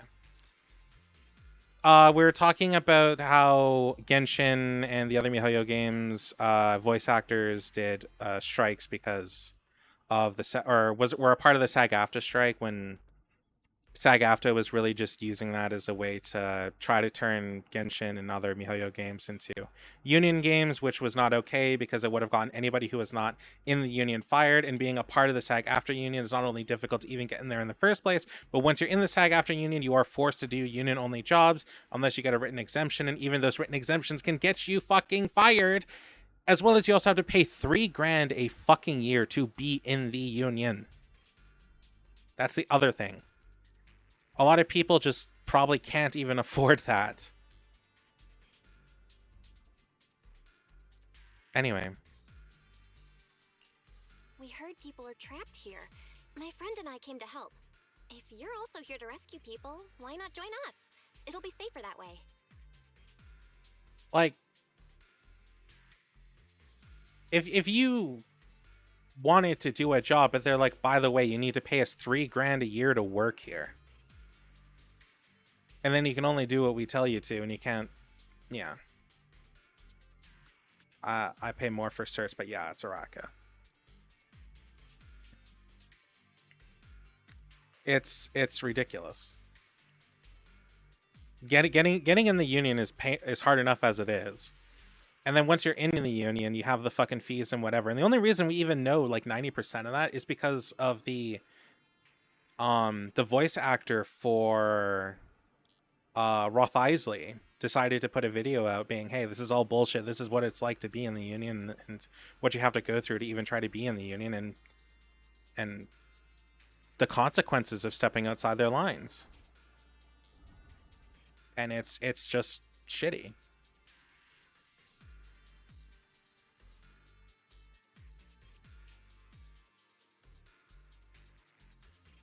That's not even like, I found it funny how when Paimon's VA was saying bad stuff about people when having backlash. she immediately says she's on the spectrum and it's not her fault for saying the thing she said.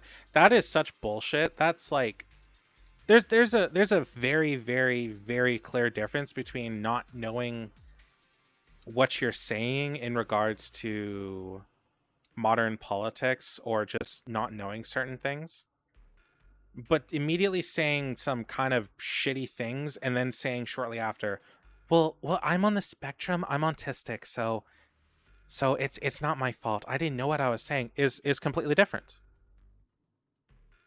Like, if I pull that, people are going to be like, shut the fuck up. No.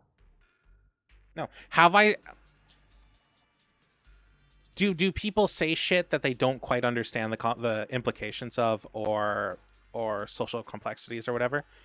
Yeah. Sometimes people are going to say things that they don't know what they're saying. But you know what you're saying if you immediately after say, oh, well, I'm on the spectrum, I didn't know what I was saying. Like that. Like that's just having an excuse racked up for when you get backlash. That is not autism talking. That is you trying to excuse your shitty fucking behavior.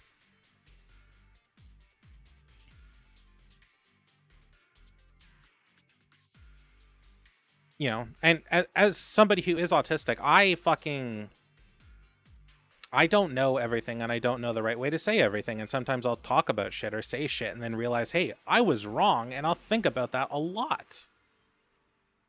And that's different than what the fuck she's doing, especially treating her fucking coworkers like shit. Using the phrase rule of thumb and not knowing is wrong, but historically. Yeah, exactly. That's exactly what I mean. Yeah. Or I use some phrasing that's just not, you know, I use phrasing that's like not okay nowadays, or at least has historical shitty context. I don't know. Yes, I know. But like, she insults her coworkers, she treats them like shit if they don't go her way, she tries to act like ringleader, and she finally got her ass fired. Gypsy, etc. Yeah.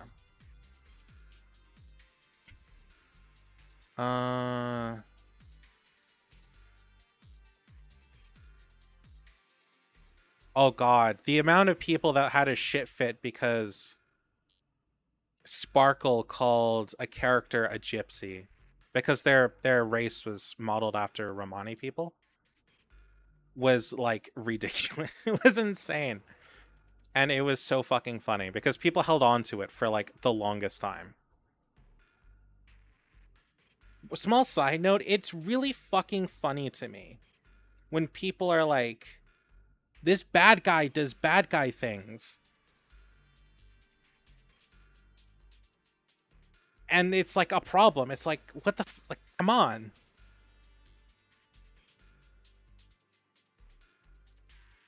Like, she's showing you exactly the fucking character she is right there.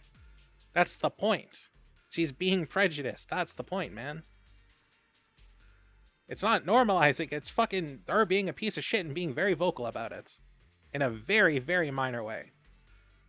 Minor compared to a lot of the other things that she threatens to do, like blowing everybody up. But that's kind of the point. Anyway, just huge rant that went all sorts of places. But my point is that Genshin's VA, and I guess MiHoYo's VA cast is just fucking insane. So much. Oh, HSR had a thing where, like, I think a character was, there's a character called Moz, or Mose, and his VA was somebody who got blackballed from the VA industry for decent reasons, as far as I'm aware. And they were gonna like hire him for a role. Keep in mind, this was quite some time after whatever the fuck he had done, I think, happened, but like what he did was not really the kind of thing you could look past, to my knowledge. I'd have to go look on it again. But it was the kind of thing that apparently he kept really quiet, because even like his coworkers, like Alejandro Saab, who's the VA for the lightning dude who works in Sumeru, the dude that like has the jackal thing, Sino, yeah. he had no idea, for example, and he advocated for the guy, and then found out later and was kind of heartbroken. He posted like a 10-minute video talking about the whole thing. He's like, oh, he thought, like, if I remember correctly, he thought that dude had done, or like whatever he had done wasn't like, had done something shitty, but like it wasn't anywhere near as bad as what he thought. And then he found out later there was a whole trainload of shit. I think people can come back from things, you know. People can change, people can redeem themselves. There are limits to that, though. And some people do some really shitty shit.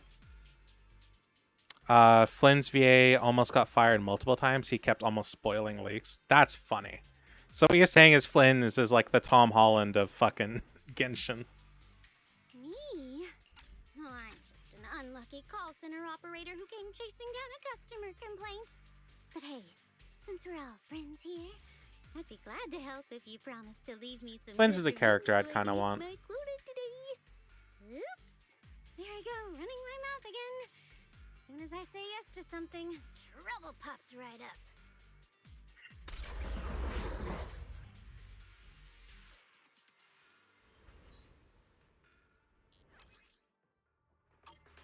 So like this is just me being like, using story characters, for example.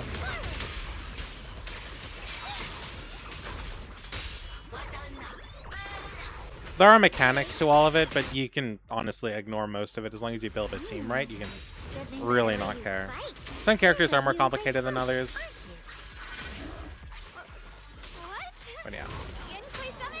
I was moping in the server room, or I was mopping in the server room to kill it correctly, and some mid-level manager was being raided.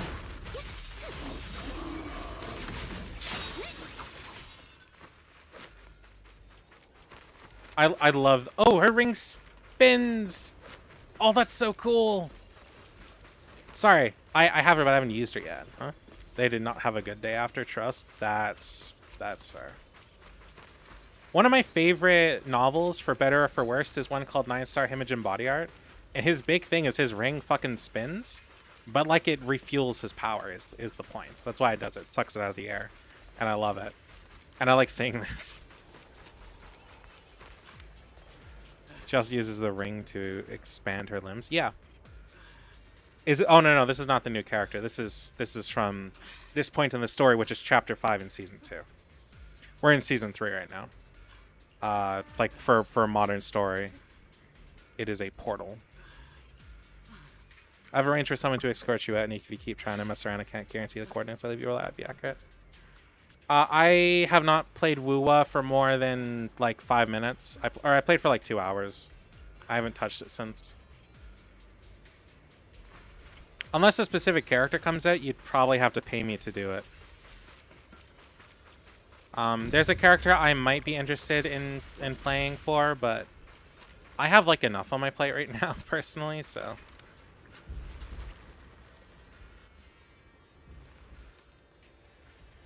You're here to save us. I'm fine and not that badly hurt, but you need to help that young man quick. Right there, look, and you'll see. A kind-hearted young disciple from Banya Shifu's martial arts school came with us. He's doing his best to keep us safe. Yeah, one MiHoYo game takes so much time. It's not just that. It's that, like... Hold on, I need to get out of this, and then we'll talk. Thank you, I'll leave it all to you guys. Slayer... How much do you... How many games do you think I play that I like... that I enjoy on my own? Off stream. None.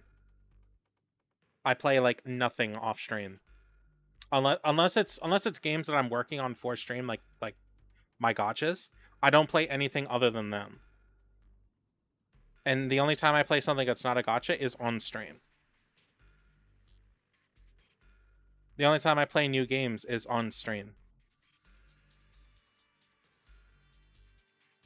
I'm so burned out on so much, it's not even funny. And yeah, I've got passionate rants, as you all have heard me do before. I don't, and that's because these games take up so much time and are just a part of what I do. And I hate it. I really do. I bet you enjoy the new Resident Evil game? Yeah, but I don't have the money for it. I got a $300 fucking power bill that I have to pay off, and I'm not going to be able to pay it all off right away. And so I was hoping to get Persona 3 or something, and I'm not going to be able to do that now. Yes. It's called having 3 window air conditioners going at the same time. Anyway. I play ZZZ to beat up monsters so I don't beat people up. I like ZZZ, I like HSR, I like Genshin. I like Enfield, but I'm so fucking burnt out on gacha, it's not even funny. I barely even touch Enfield anymore. Because I'm like so far behind, it's not funny. So, yeah. I'll probably go back to it when I'm done with this, catch up. But playing Fear 2 was the newest game that I've played in a while. I don't think I've, like, other than the indie games I played in fucking rapid succession. But like games, like full proper games that aren't just short experiences, I don't remember the last time I ever bought a game just to play it. I'm still in Valley 4, so I get that on Enfield no time. Yeah. One thing I'll say about Valley 4 is that once you get to the end of it, builds like the fucking perfect, just get the blueprints to build the perfect factory and be done with it. You should do reacts for a bit, see how that goes. Reacts are complicated and arguably stealing content, and I'm not really a big fan of that. I've thought about maybe doing something like that, but the problem is I don't want to get flagged on like YouTube or Twitch or whatever for that, because they will do that. So I'm not sure. I'll think about it. I've thought about doing it for what's it called? Vita Carnitas, the analog horror. I don't think I could do it on TikTok though, is the problem. I think I'll get in trouble, so it'd have to be YouTube only. And the issue with doing something like that is if I don't have viewership for it, it's not going to be fun. If I don't have people to bounce off of for that, it's going to go poorly, and I'm not going to be interested. It's one of the reasons why I haven't done it. I might do reacts for like some trailers and shit, huh? I just looked up XQC. What?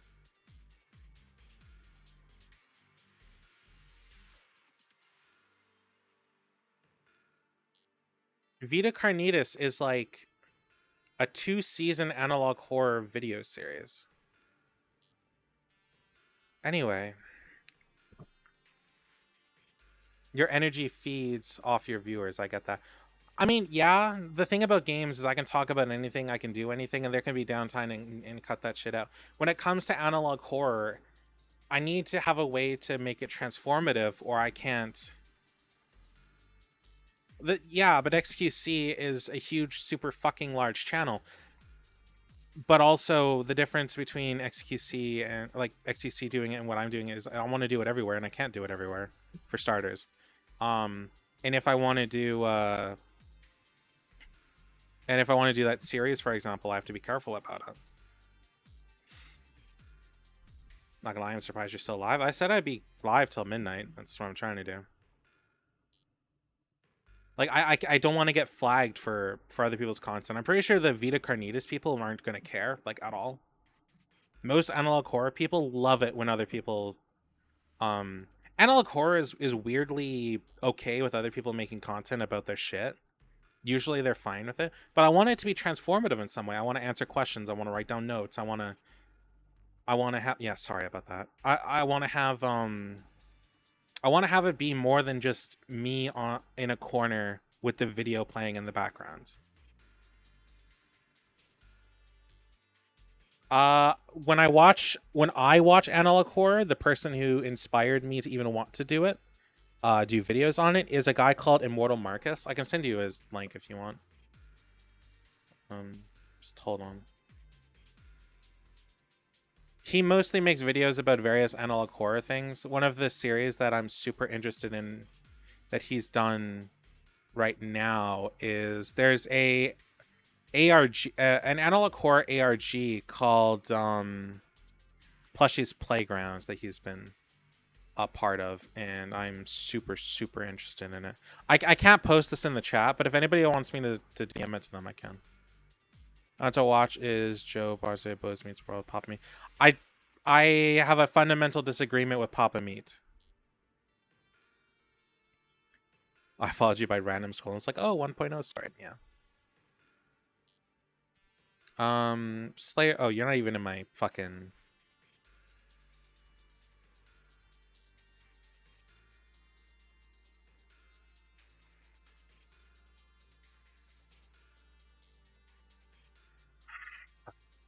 You're. Oh no, I mean you're still added, but like if I don't talk to people, I just remove them from my direct messages, and so I don't really like. Is this you? Oh, right. I renamed you to the Twink. I forgot.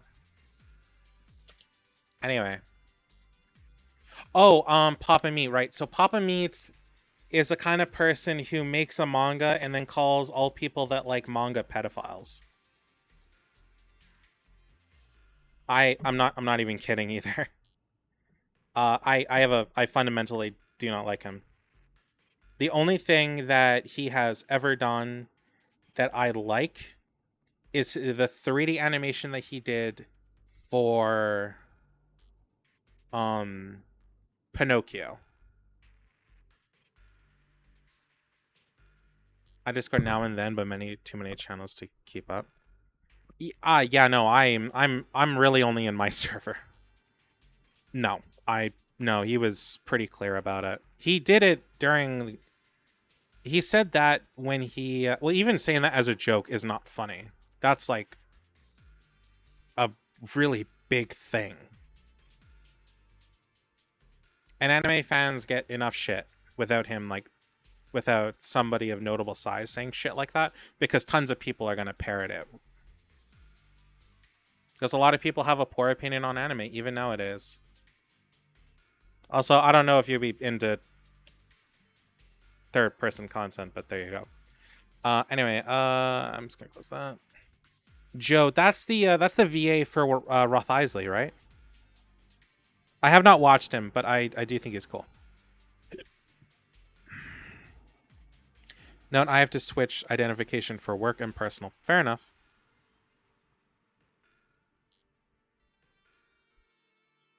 Oh, I don't know who that is then. If that's not the Roth Isley VA, I have no idea who that is.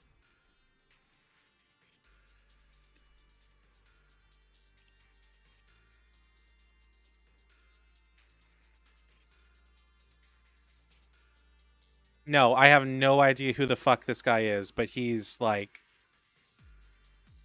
he looks like a douchebag. I have no idea who this is. If he just reacts to shit, then yeah, no. See, the reason why I watch Immortal Marcus is because when he does videos about analog horror, he doesn't just it's not just like a react channel. Analog horror is all about piecing together a story out of all the videos in the series, and some of those stories can get really, really, really complicated. And a lot of the things in analog horror you might miss or dismiss, but might come up later, and he actually keeps a decent track of shit. Anyway, but so I don't know if I'll ever do React content. I want to do something similar to Immortal Marcus. He's kind of like my not motivation, inspiration for making content like that. There are some Animal Core series that are done that I've somewhat seen that I might go do. Like I said, Vita Carnitas, I've seen somewhat of a breakdown of the series, but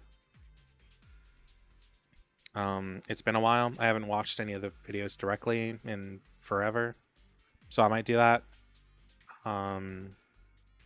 Maybe I'll do something by Vintage 8. Vintage 8 is fantastic. His stuff is pretty crazy. Anyway, that's that. As for, I don't know who, I don't like Pop. Like I said, I don't like Papa Meat because I don't like him. I don't know who Bose Meets the World is either. But if you want to like see what I watch, it's that guy. She does true crime. Oh, okay.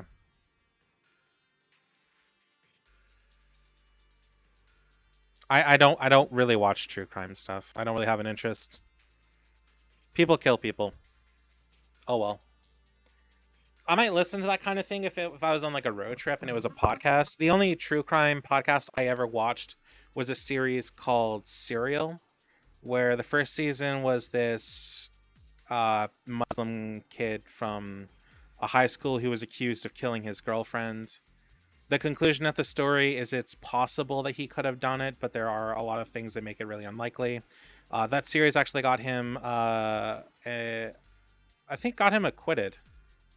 Or gave him new appeals, so there was that. The second season they did for Serial was a there was a US military guy who walked off base and tried to have an announcement for not a he went AWOL, but it was, I think it was called Echo One was the thing, because he felt like nobody at his base gave a shit. So his plan was to walk off base, have them announce whatever, so eyes would look on the base and get it and not just be lazy shit. And then he comes back. The problem is that when he went to town in his plan, he got captured. Reminds me of the video you reposted about the plane guy. Oh, what, Sky King? The dude who hijacked a plane?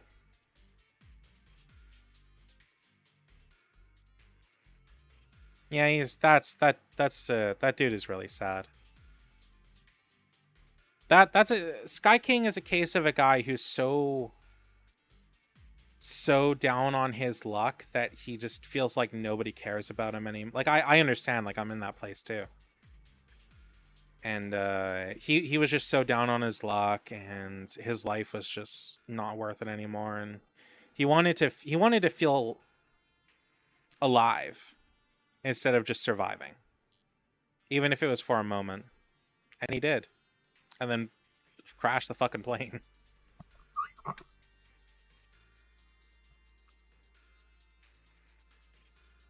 And people that watch that video see, like,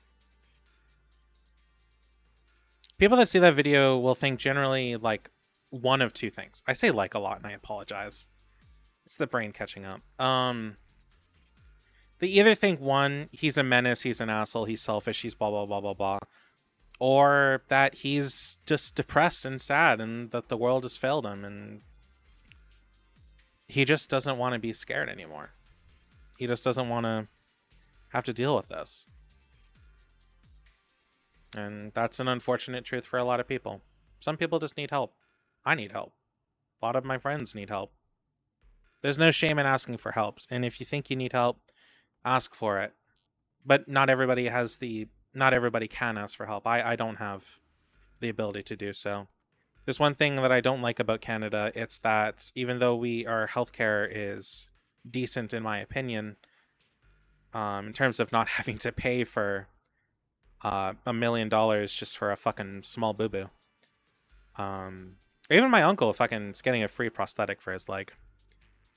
Is that mental health is not something that is a part of federal medical care.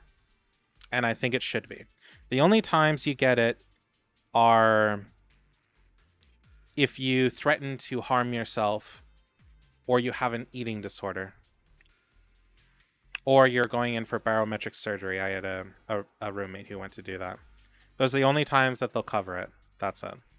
And I believe that one is because she was on disability.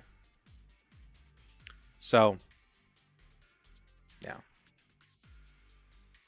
But you never know till you try. So, just kind of a PSA to anybody listening. If you think you need help, ask for help. Nobody should think less of you for it. Because you can't ask for help when you're dead.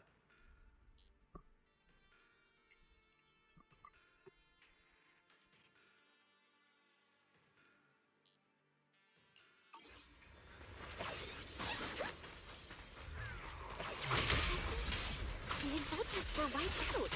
Why are these things still here? The Exalted? Sorry if that got too real for anybody.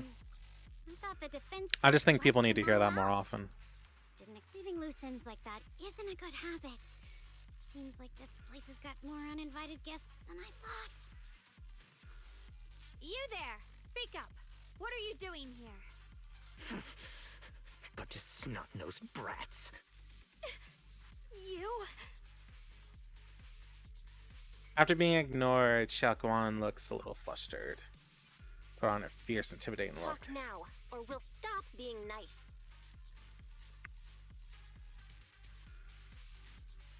You're ignored again. Listen, friends, that's not how you interrogate someone. He's got the right to keep his mouth shut, you know? That's fine. He can stay quiet. But if he can't show his worth, we can always hand him over to the Defense Force. Hey, you. I've heard that some folks in the Defense Force hate your kind with a passion. If you end up in their hands, by the time you're ready to talk, they might not be in the mood to listen. Right now, you're basically an employee trying to pay off your boss's debts after the company's already gone under. No matter how you look at it, you're the one taking the loss. All right, I'll tell you. Just don't tell them I said it. Oftentimes when people do what Sky King did, and why they sound happy, because they're going to do something they can't undo, it's because they're unburdened for a really short time.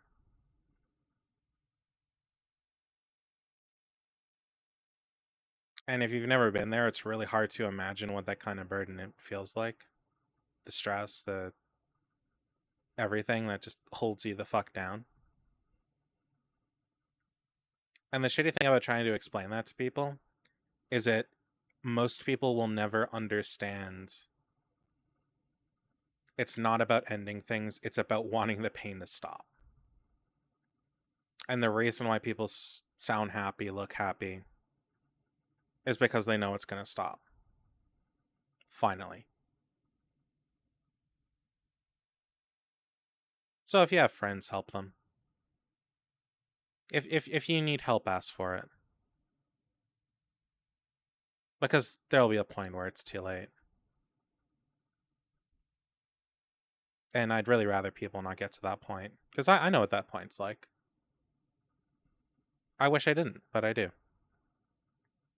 I've known plenty of people who do know too. So just ask for help. Or help people if you can. Get them help. Be just try. It's what a lot of people just need, is just try. Weren't you acting all ready to die a minute ago? Giving up already? I've had enough of living every day in fear. It's all because Lady Sarah suddenly decided we have to go searching for some ancient array. Also, I will look at that later.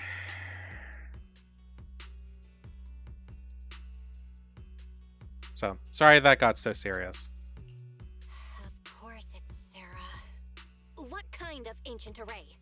I'm not gonna lie, I've got no idea. We've been running around like headless chickens for days, no clue what we're even looking for. She just said to keep an eye out for anything that looked like it was hundreds of years old or didn't belong here. Honestly, I don't think she even knows what she's looking for herself. I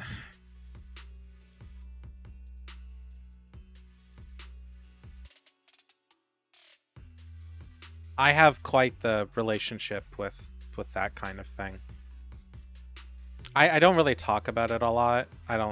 I talk about my mental health somewhat and how bad it is, and I've probably shown that it's a lot worse than I think most of my friends think here. But I have people close to me that I really care about who I'm lucky they're still here. I'm lucky that I was able to be there for them when they needed it. Because I know very well what could have happened.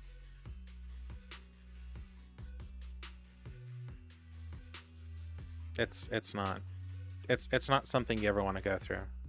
I don't particularly feel, but I know that I don't want my friends to go through with that. I don't want them to be gone. I'd rather them stop being friends with me than for them to disappear forever. I could live with that. I want them to still be people instead of memories. There's no fixing that. What rotten luck. I thought joining the Exaltis would turn my life around, but not long after I signed up, the Overseer died. And now I'm just running and hiding, living in fear. You know what? Just hand me over to the Defense Force already. I'm done. Don't give up hope. You can still turn a new leaf and start over. Start over? The only ones starting over are the sacrifices Lady Sarah reverted back. Wait, sacrifices reverted? What do you mean? Oh, that's complicated. After Overseer Mevarok died, the Creator gave Lady Sarah some kind of power. I saw it with my own eyes. She turned several sacrifices back to normal. No trace of corruption at all. She called it, Return to the Origin.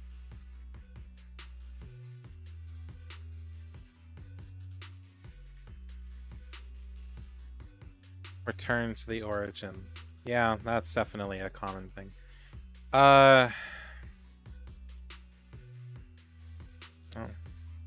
glad you do, Slayer.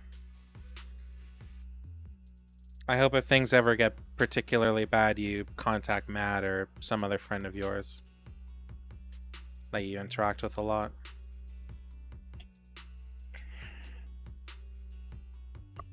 In the visions, Senior Ye said Sarah freed him from his nightmares. She must have used the same power. Stuff like that's way above my pay grade. But ever since Lady Sarah inherited the Creator's authority, she's gotten more and more mysterious. No one knows what she's up to. The only one still tagging along with her is that gloomy guy. Who's she with? Oh no. Could that be? Master, your heart rate just spiked to 140 BPM. That's caught red-handed stress levels. Your brainwaves are showing intense activity in the panic topic change zone. Barry, shut up. Change the subject now. Your pitch will rise by 15% and your speech speed by 40%. Credibility predicted to drop below baseline. Belle? Saving lives comes first. We should prioritize saving people. How about we just restrain him for now and question him after? Yeah. What matters now is finding the trapped people. Oh. Well then, let's keep moving.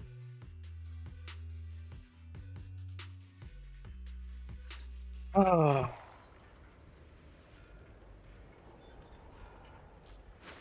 I need to work on my Avies. Sorry.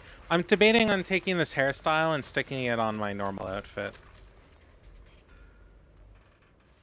The path is blocked by rubble. That's a massive piece of This boulder blocking the tracks, what appears to be flammable, scattered about, blah, blah. You can try using disintegration on the ore. You don't have enough flammable ore here, but a minecart over there is packed with it. Activate the tracks, blah, blah. Pull the lever. Bump. Looks like we need to pull the lever first to activate the... Then we need to push the minecart to the rubble, right?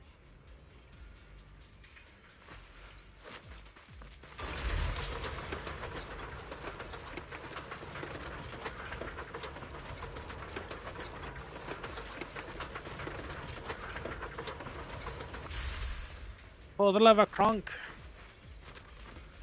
Crunk?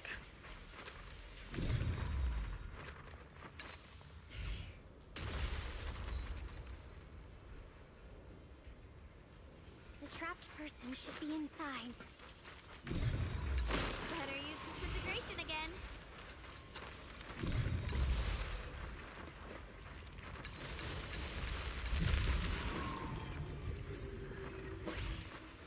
Yay, I got something. Thanks for saving me back there. I'm Ningtian. How should I address you all? Rep 2493. Dylan here. No need to thank me. Though, if you really want to, feel free to hop on the TOPS website, navigate to the bottom right corner, and click Contact Us to send a nice little thank you email. Don't make the title too dramatic, though, or the system might flag it as spam. Something like, Commendation. Perfect service from Cross Department Rep 2493 would be perfect. What do you think?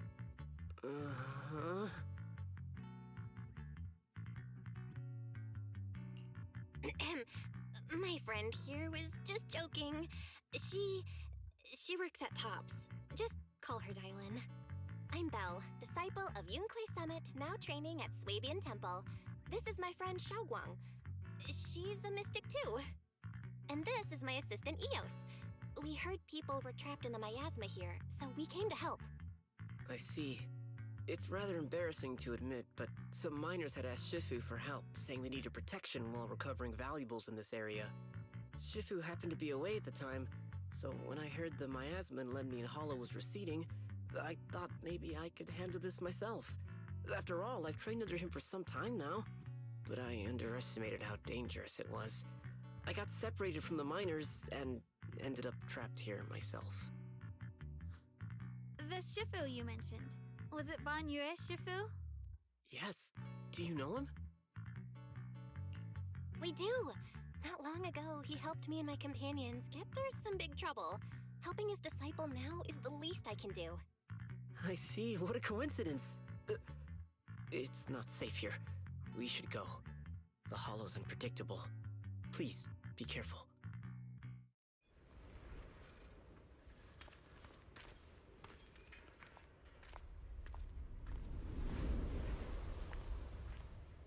Hey, it's Xiao. I'm not very skilled, but I'll do my best not to slow you down.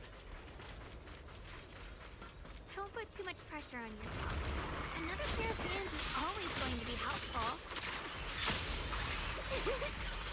More. As Ring Girl just beats ass. Our time playing hooky is valuable too.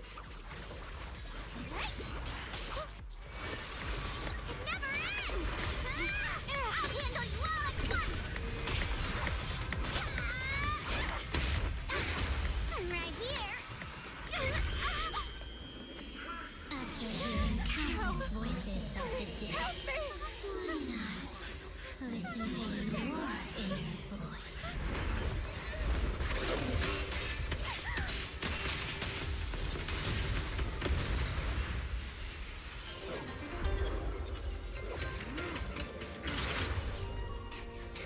We're saved. It's Ban Yue Shifu.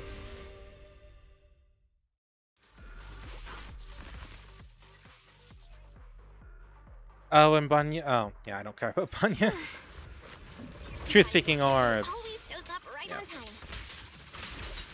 Fret not, I am here.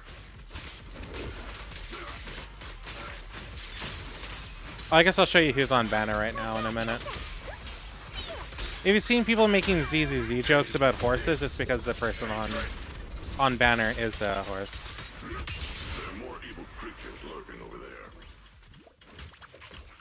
I can look at it. Okay, so this is Remiel. She's the modern Void Hunter. She's the newest released one. She's pretty banging. Her W engine's really cool. With this game, getting a character's W engine is huge. It's like it's far more important than Genshin, where you can really just fuck about with free to play. Angel Girl is gone already? What? What Angel Girl? This is the Angel Girl. Shall we dance? See? She's on banner. Yeah? Oh yeah, her banner's the whole patch. The person who was on the patch before was like a rerun of somebody. I don't remember who it was. Oh, it was Arya. Oh, it was the Angels of it was one of the members of the Angels of Delusion, which is the game's like idol group. Yeah, she'll be back. Their group is really liked, so. Yeah, anyway. Yeah, bragging. This is the newest person. She's Horse Girl. This is my duty. So that's why everybody jokes about her being an Uma. And makes Uma Musume jokes. The 4 stars in the game are all these characters here, which I guess you can't see perfectly on the thing. I would ride her in a battle. Okay. These characters you can get anytime, you can set up who you what 4-star you want to get when you roll. There's also this triple banner. I don't recommend doing it. The people on banner are all right.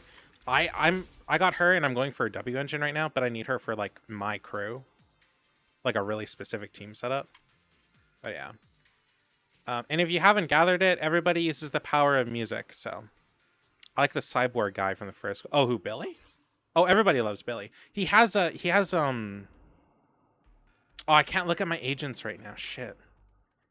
Billy does have an S rank version, or Silly, as people call him. Dowland is one of the best stunners. Yeah, but he doesn't have enough time to get her. I'd rather he get somebody else. Like, yeah. But Billy is a 4-star that you can get.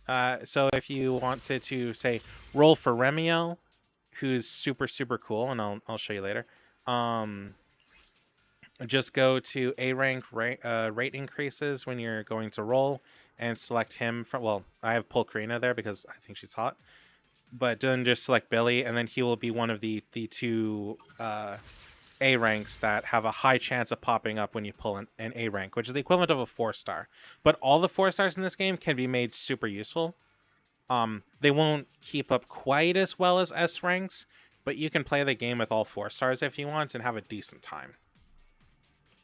Unlike all the other miHoYo games. And Billy is great. Yeah, Starlight Knights Billy. I like Billy. He henshins. If you're not aware, he's a big fan of the Starlight Knights, which are essentially like power. They're a Tokusatsu series in game, like Power Rangers, for example, or Kamen Rider. If you've listened to my streams, there are no useless agents except Hugo. Fuck off.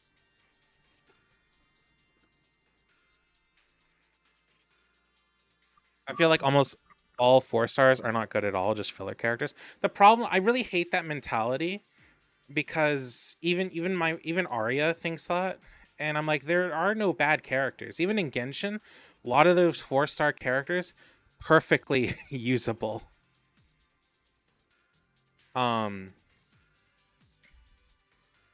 They're just, you just need to build them right.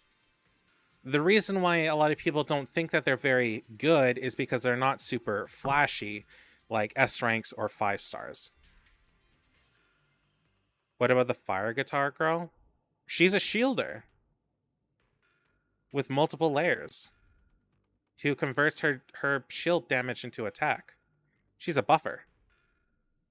It's why I plan on building her for Vanessa if I ever get around to it.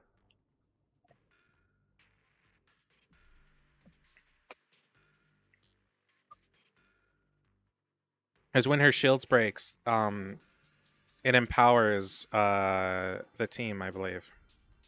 I want to get Hugo to have Pokemon like Beneath Trigger more. That's fair. But yeah, no, you can get whatever A ranks you want. If you wanted to like know 2 A rank agents that you should select and max them out, I would say if you want Billy, then Billy, and the other one, probably Nicole, who is one of your starters. 5-star ults aren't even worth recently having. I feel like there's a lot of weight put on them.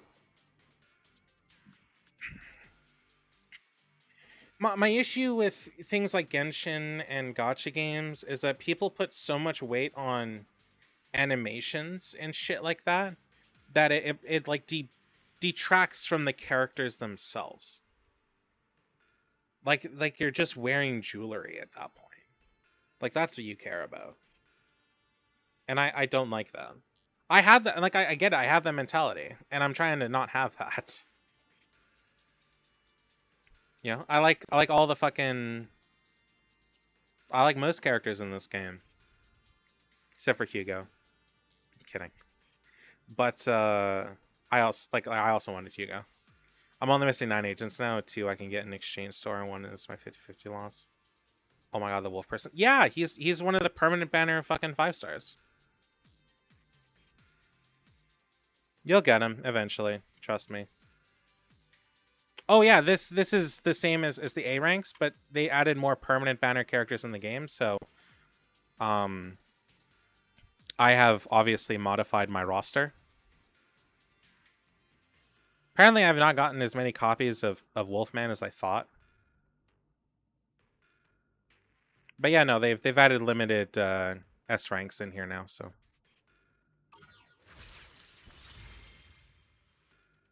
So yeah, just play the game, go through the story, have fun. You know, build your characters as you can, and just try not to stress about things. Have a good time. Oh.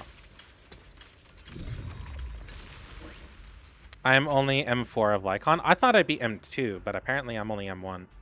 Genshin won't add new standards.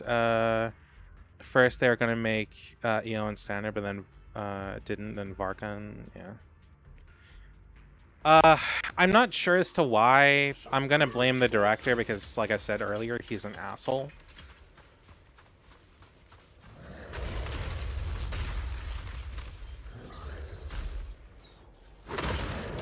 Genshin is coming up on its 6th anniversary, or 7th anniversary, something like that. Or, no, 6th anniversary, sorry. And it has the worst, it's gonna have the worst anniversary rewards out of all the games. HSR, since Beyond, I think the very first one, has had permanent ban, or have had characters that aren't on the permanent banner. They have had limited banner or characters for free, and they're decent ones too. This game had permanence for the first year.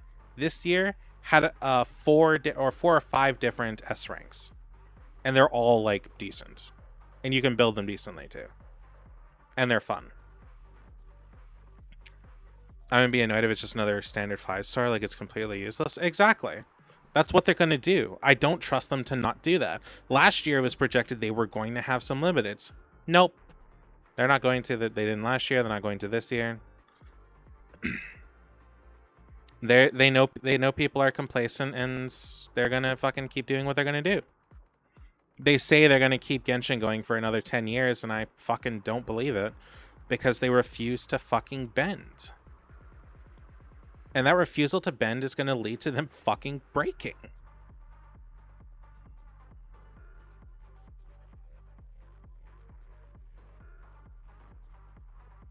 I thought there's more of them. There's no issue you. He's not much of a threat. Keep yourself safe. Ethereal, shout for help!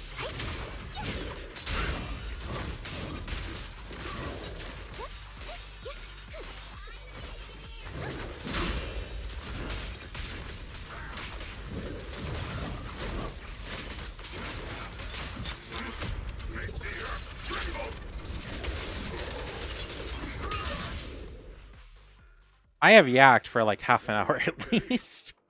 Shifu. That's why they're paying so much to advertise, because so many are quitting it. Yeah. I mean, a lot of people are also disappointed with the Fatui being not necessarily quote-unquote bad guys, but are about them not necessarily being good guys, but not really being bad guys either, at least as far as we know. A lot of people are pissed about that. I personally don't mind it, but I know a lot of people are. And again, the fact that they also just like any feature they add into Genshin. So it explains to the most recent. I know, but like the thing is that the game hyped up the Fatui as the bad guys from the start. Even Tartaglia, who we end up liking later, was a pretty shitty person in like the view of the story. Them 1000% rewriting Columbina. Yeah, well, I don't know about that one. They didn't really give it much inclination of her beyond her being kind of empty, but to be fair, she's around the Fatui and I wouldn't be surprised. But I get why people care about that. Sanjone, that one I do get a lot. But yeah, they're pretty much people feel like they're cannibalizing their characters that they've been building up to for fucking years and years. There's still features in the game that it's not. I don't like maid outfits. It's annoying. I mean, that's a really personal thing. You know, they've cannibalized the characters that they've been building up to for years and years into something that they weren't supposed to be in. And adding features to the game that nobody really cares about, and I just hate the game. Let's not get into that. Like, just I'm not gonna get into that because people have such fucking stupid. I feel like people have such fucking stupid opinions about that. But to each their own. Anyway, I feel like people call a lot of things fucking horny bait when it's like not even close. People are just, I feel like a lot of people are just oversensitive. Anyway, it's not the point. So they're doing that with their characters.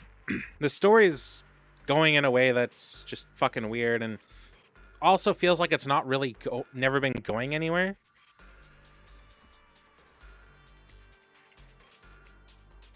Call of Genshin Duty of Impact. Yeah, that too. I remember that fucking being a thing and people being like, what the fuck is this? Or, what else? Oh yeah, kind of like them, what I was saying before is that the story is just so disconnected. What is sci-fi doing in my fantasy game? I think that ship sailed a long time ago. But about like all the countries not really being that connected when they probably should be in some way for the story. Like they were kind of building up to the end of Inazuma before there was a drastic design shift. You know, when we get to fucking Sumeru and things start changing and the story is mostly just about the country itself and not somewhat. I don't mind. There's not a problem with a country story being about itself, obviously, but a country's story being about itself, but also needs to work towards the overall grand story of the fucking game, because we know very little. Most of what we know about the Heavenly Principles is very little beyond the stuff that we've seen in releases, trailers, and stuff like that. But the in-game knowledge that we've gained is like fucking nothing. And that's not even counting like also the whole thing we talked about earlier, which are the events.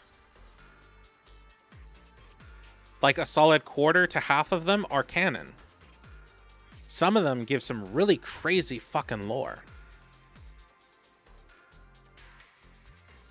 That's a whole other thing. And if Genshin keeps going about this way, it's just not going to survive.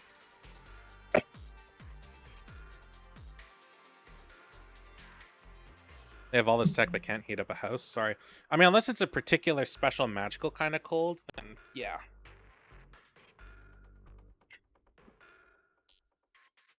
It's so... The game is just too disjointed from what should be its overall narrative. Like, the quote-unquote overall narrative is...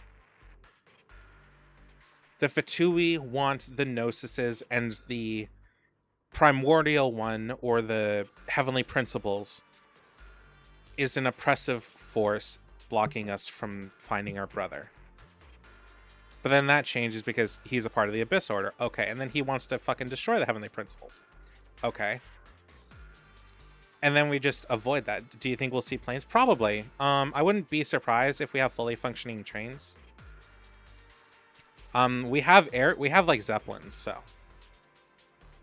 We have Zeppelins, we have trains. I wouldn't be surprised. We have super mechanical boats. I wouldn't be surprised if we got some form of plane. Especially if you've got guns. Oh, Fanes? I don't know who Fanes is. Who's Fanes? A flying train? Wrong property, man.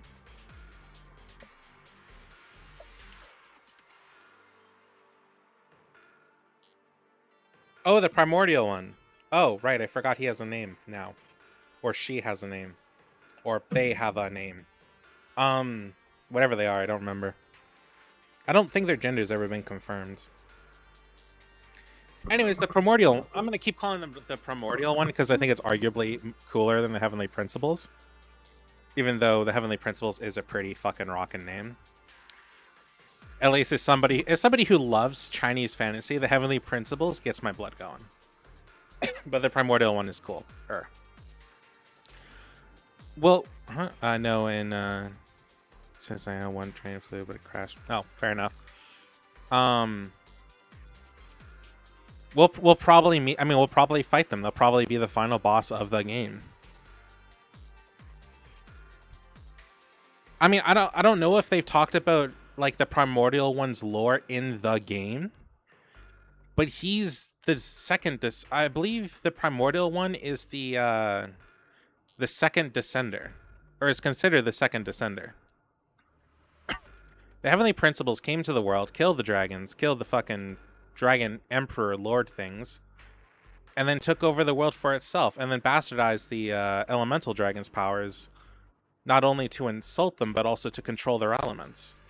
And then gave those powers to the people, and that's how we got the Archon War. But then to heal the world from all the damage that he caused, he dropped the heavenly... Or he dropped the, what do they call the Heavenly Nails, I think?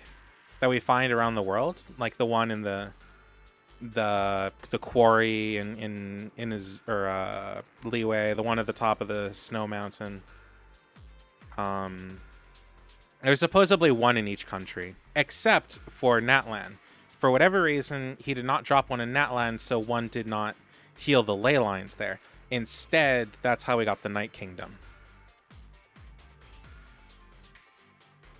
By the way, none of this is mentioned in the Archon quest. Yeah, I know. That's my point.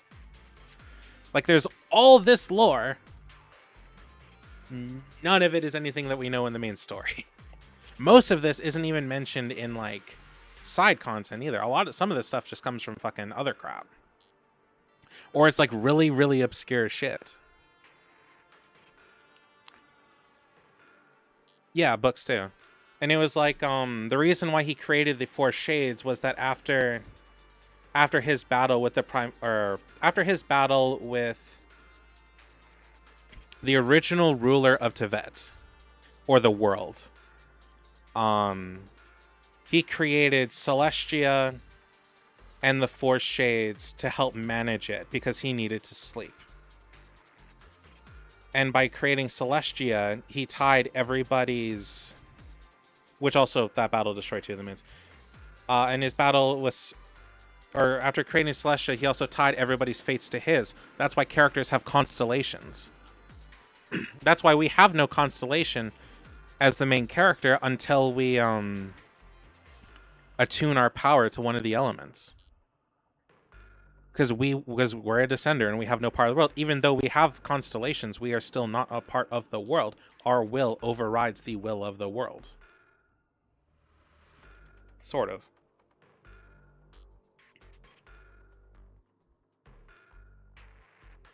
But after that battle with the original ruler, he needed to sleep, so he did. But then what happened in Sumeru happened, and the Abyss happened, and fucking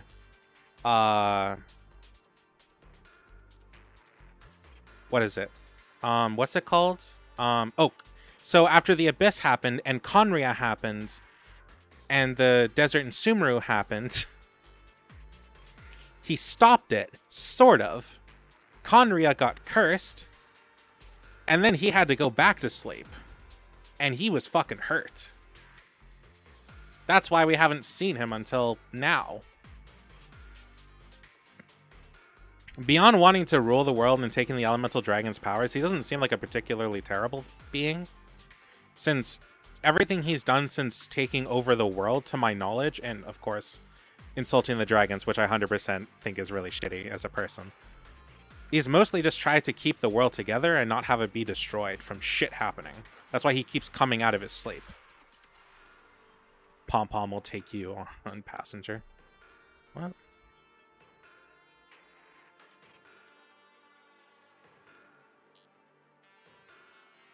So yeah, like that's all lore about the Heavenly Principles. But that's not shit that we see in the main story. If I remember, one of the shades is fucking missing, for God's sakes. And that's the Shade of Life.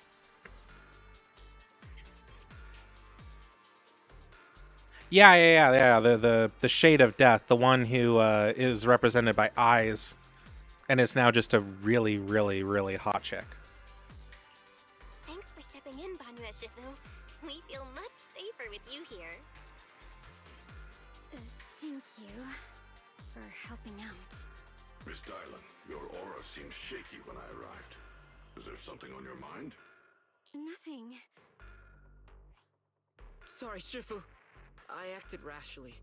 I thought I could save people, but I only ended up putting everyone at risk. Don't do it again. Tomorrow morning you owe me 300 strikes on the practice dummy. Yes, Shifu! I've told you before, your fists must be able to defend yourself before they can save others. Compassion only counts if it's as solid as your punch. Rendering assistance beyond your strength is a second disaster. You reached for the drowning and became the stone pulling them down. Yes, Shifu. I'll remember this, and accept my due punishment when we return.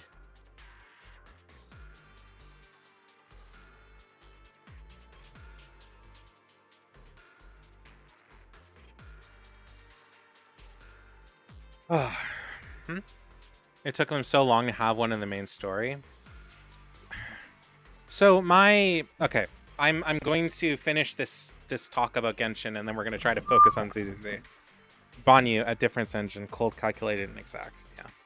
So my feelings on Genshin as a game, as we've gone through it, I've had this opinion since I got to Fontaine, is that Genshin doesn't know what it wants to be. It wants to have individual stories with its countries, and almost forgets that it has an overarching story it's trying to build towards. And then to compensate for that, it has traveler stories that barely fucking feel like they connect. Because half the time, it's just touching on what our sibling is doing, and then not really dealing with it ever again. The fact that it was quote-unquote felt like so much of a part of fucking... Like, I was psyched to see him during Nodcry. And then to find out that it was kind of bullshit. You know? Anyway. It feels like, with all the lore that they've been building up to, the elemental dragons, the Gnosises, the Khaenri'ah itself, the Khaenri'an sinners, the Archons themselves and their own backstories and all that. They've built up so many different large plot threads that they have not enough time to deal with them. Because to my knowledge, there is Snezhnaya, and then there is one more chapter after that, and that's supposed to be Khaenri'ah. And we don't know what the fuck is going on with that. But that was in the original plan. Nodcry, as far as I'm aware, was not in the original plan. So I don't know what's changed. But they can establish on all the story stuff. For the love of God, the fucking what's she called? Apna? Appa? The Dendro Dragon? She's in the fucking first chapter or first act of what's it called? The first act of the Dendro Archon's fucking story for her like character quests. The fuck? We only got the Hydro Dragon for fucking for Fontaine, and we know nothing about any of the other dragons as far as we're aware. And no, I fucking hate hearing this because people keep touting it like it's fucking true. No, the dragon we deal at the start of the game, Dvalin, is not the Anemo dragon. He is a Anemo dragon. He is not the Anemo sovereign.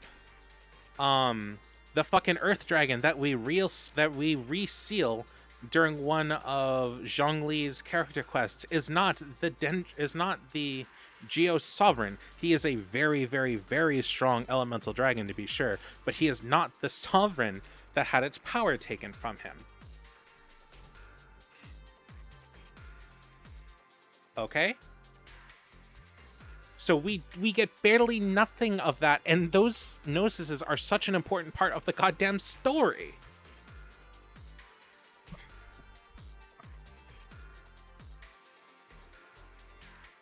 Or sorry, not the Gnosis, sorry. Well, I mean, those Gnosises are an important part of the story, but the Divine Thrones are such an important part of the story too, because of who sits on them. And one of them has been destroyed. And I don't like the implication that we're going to have to murder all those different characters if we're going to see the other dragons getting their power back, which canonically would be the only way we could fucking fight toe to toe with the goddamn heavenly principles. Because guess what? We're strong, but we were at full power and we got our ass beat. We got our ass fucking beat back when we were at full power at the start of the game by just one of the shades, and now we're going to contend with what, all four? Or even just Ravana, the one? The death one? That's not gonna happen. I saw the cutscene where we, spoiler alert to anybody who hasn't seen it, but we fight her and she shrugs off like everything we do to her. Like she's not even trying. She's the fucking embodiment of death. She can keep people permanently alive. She controls the flow of death. How do you beat that? Anyway. But yeah, my point is the story is so wildly complicated that even for me, who's a fucking lore hound, it's a lot. So for a regular person who just wants to follow the general story, who gets all these different plot threads that have no ending or much work even put into them, it's kind of insulting. And it's one of the reasons why I just don't play the game right now, because I don't want to care. It's a life equation. She can't just kill people. It's not allowed until their real time is up. No, but she's powerful enough she could probably do some pretty wild shit to them. Death is just a result. Also, she fucking cursed all the Khaenri'ahn people. My point is she could keep you alive and fuck you forever. Not in the hot way.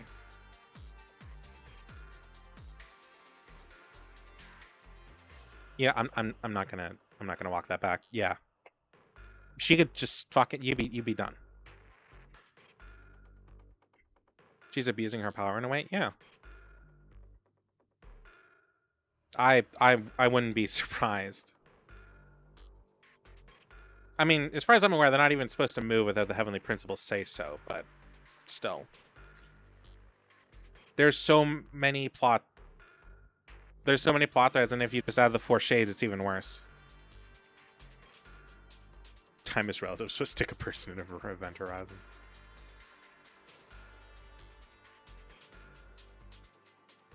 I would love to fucking see all the story stuff put together. But they're not gonna get it done. They're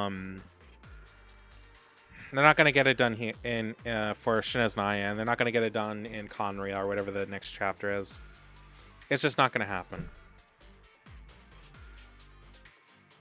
Just how it is. And it's gonna be so unsatisfying for everybody. Anyway, let's try to go back to the game that I'm trying to play and have ranted over about 7 fucking times.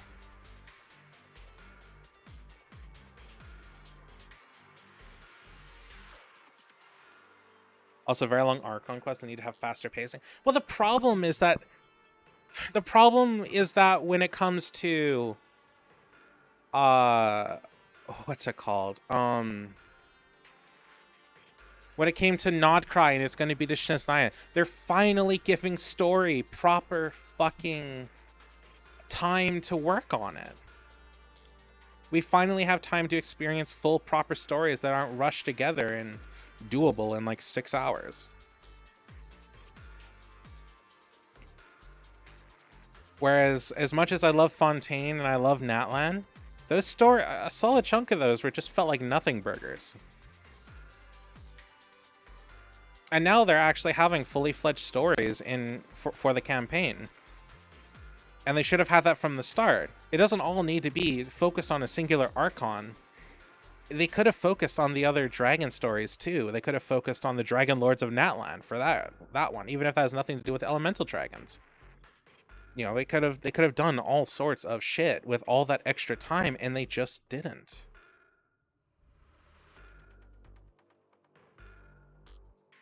Well, they did do something in the quest that took a while, but the ending was worth it, in my opinion.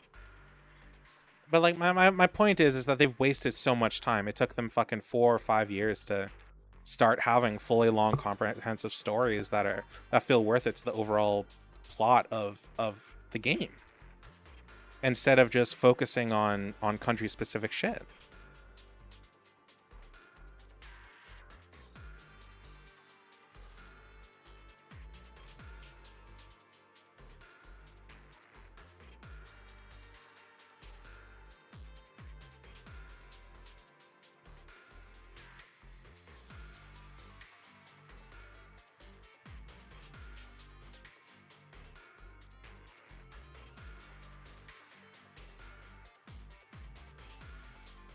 I mean, there's the Anefa stuff, but again, that was so little. It's like, hi, there was a technologically advanced race of dragons in Natlan that were so fearsome that it equaled powers to some really crazy shit. But by the way, we're only gonna have Anefa and that weird the dragon dude in Kenichi's fucking wristband, and we're not gonna say much else about it. Like, main story-wise, and it's just like, okay. Yeah. Okay, cool. You know. I like having lore about other stuff. Like, one of my favorite small facts was that there was a god of salt. And when she killed herself, she turned everybody into salt around here, probably not realizing what would happen. But that a god's death is dangerous. That's why, if you're not aware, that's why Zhongli didn't really kill gods, or tried his best to not kill gods. Instead, he sealed them. You know, it's why Zhongli sealed gods. It's why Venti sealed the previous ruler of Mondstadt, who was a god. Or was the god of Mondstadt.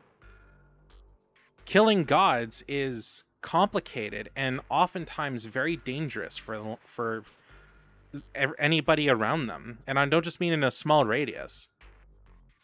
I mean, the goddess Salt decimated everybody within the chamber that was hiding with her. And she was a very minor god. What if she did that on the surface? What if that blast range spread out? You know, how many people would have died? That's why you seal gods. I like that kind of stuff. I think that's cool. They should have established more on that. We're lucky we have as much as we did. But a lot of that other lore, a lot of the other lore of stuff that could be like that is just not done. I also don't like how other Archons don't get put back into the story.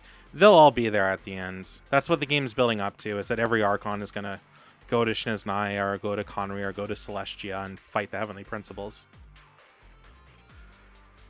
Or they're going to destroy all the thrones in a way that doesn't kill them, so we still keep our characters.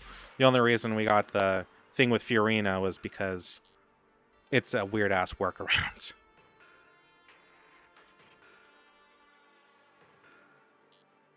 But yeah, there's also that.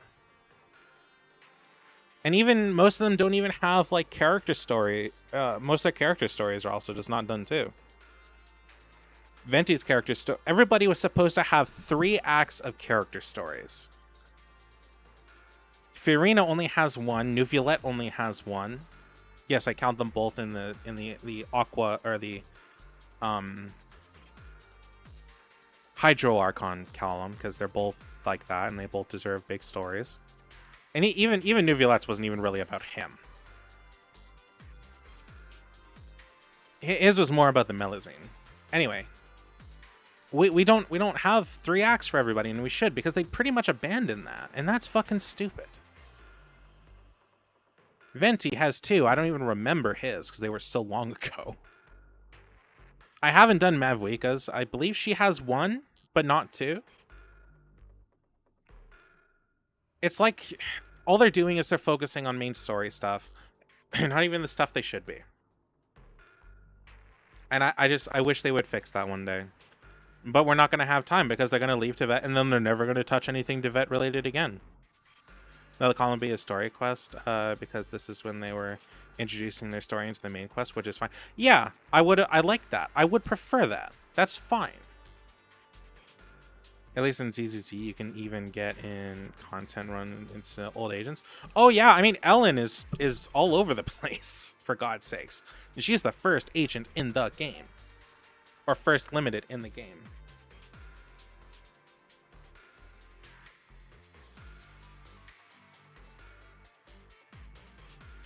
Hold on.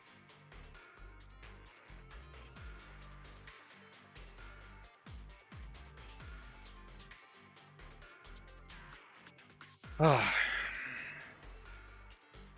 Shifu is usually so humble. Oh, I didn't mean to do that. He'd be such a strict teacher. But yeah, no. Different from Yixuan Shifu. Well, I haven't even I don't even remember the last time I logged into the game. Well, I guess when the thing came out. Ellen and her scooter, Fantasy Resort, yeah. You know, the ZZZ is not shy about bringing back old characters. If you get into we're shilling for ZZZ again. If you want to play ZZZ, you will see the characters you like again. They bring everybody back at a certain point. They're in one way or another. They all have their a lot of them have character stories. A lot of them have all sorts of things. Yeah. Genshin decided to half-ass its character stories with weird branching crap for 4 stars, and then the 5-star stuff is just like some of it is required in like the wrongest way possible. Favorite character? In which game? If we're talking about Genshin, Fiorina, but Citlali is a close second. If we're talking about Zenless, Zhao is one of them. But Yixingguang is another close up there. But I'm also very, very into Pulkrina. The cat lady. Question on Twitch. Obel and Section 6 working with Yingque.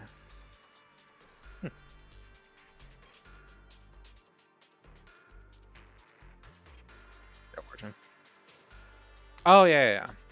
And we still don't know how the Adeptuses came to be, their origin. Rex Lapis made them. That's Pulchra. Anyways. Rex Lapis made them to manage things. Basically, they were meant to be his proxies, to my knowledge. The problem is that, as he realized in his story, he relies on them too. Oh, the Adeptus were made for the Archon War, I'm pretty sure. Zhao and his 5 team members were a big show of that. Since other life creations are forbidden. Yes and no. He didn't make humans. As far as I'm aware, the Heavenly Principles decree is more specifically for creating human life.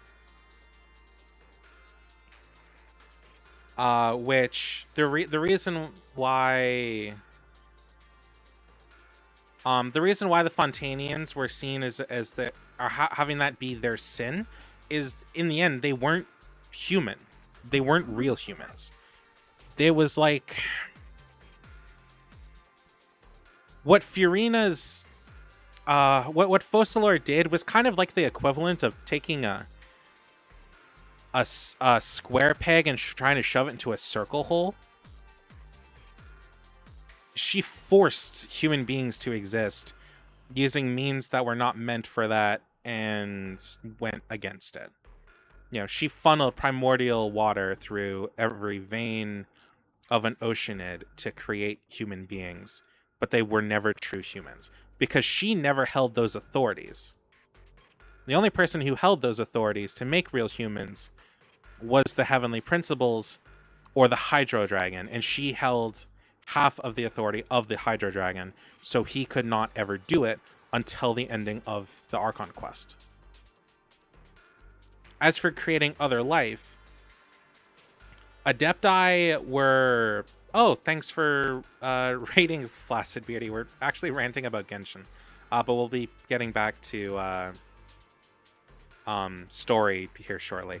The reason why making the Adeptus wouldn't break that is they're not human. They're, all intents and purposes, they're pretty much animals.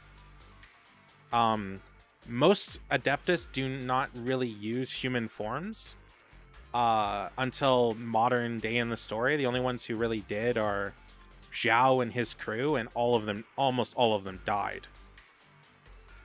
Except for the one in the pit, I believe. I think he survived shortly. Or survived longer than the rest of them. But they all succumbed to their karma. It's why he's so afraid of interacting with us to infect our karma. Karma's kind of forgotten about in Genshin, but in short, having your karma affected would pretty much just destroy you. In a lot of Chinese fantasy, it's pretty much a life or death thing. Anyway, that's why making the Adeptus was that. But he made an army of monsters or animals to fight for him and work with him.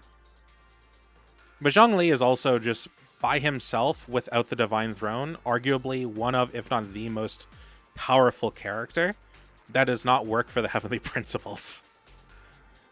The only reason he doesn't try to stop the Fatui is because he's contracted against it, because he knows what the Sarita is going to do.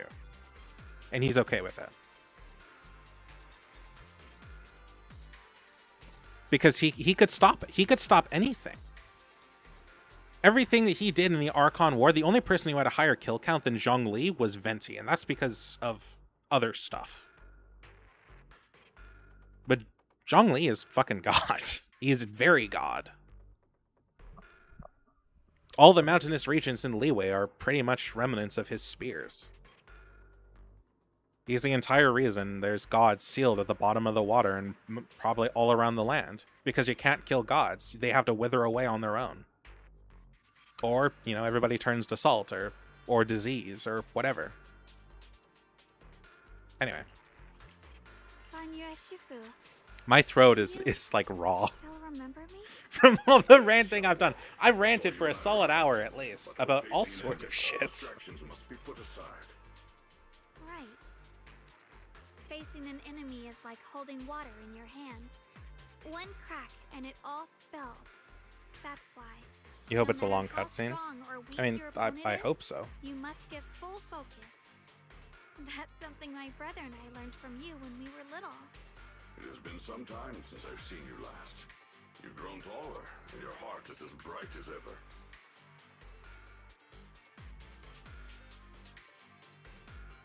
Oh, hold on, I gotta check something.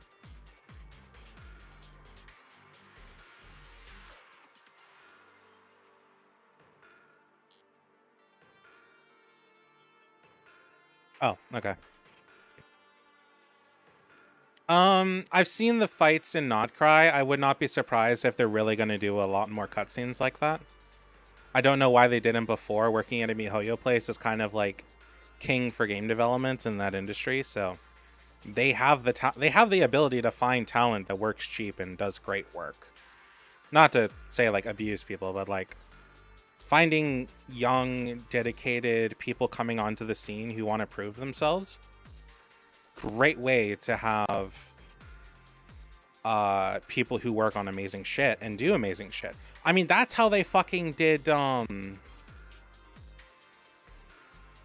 what's it called? Either Parasite the Maxim or One Punch Man Season 1. They didn't hire professionals who were incredibly experienced.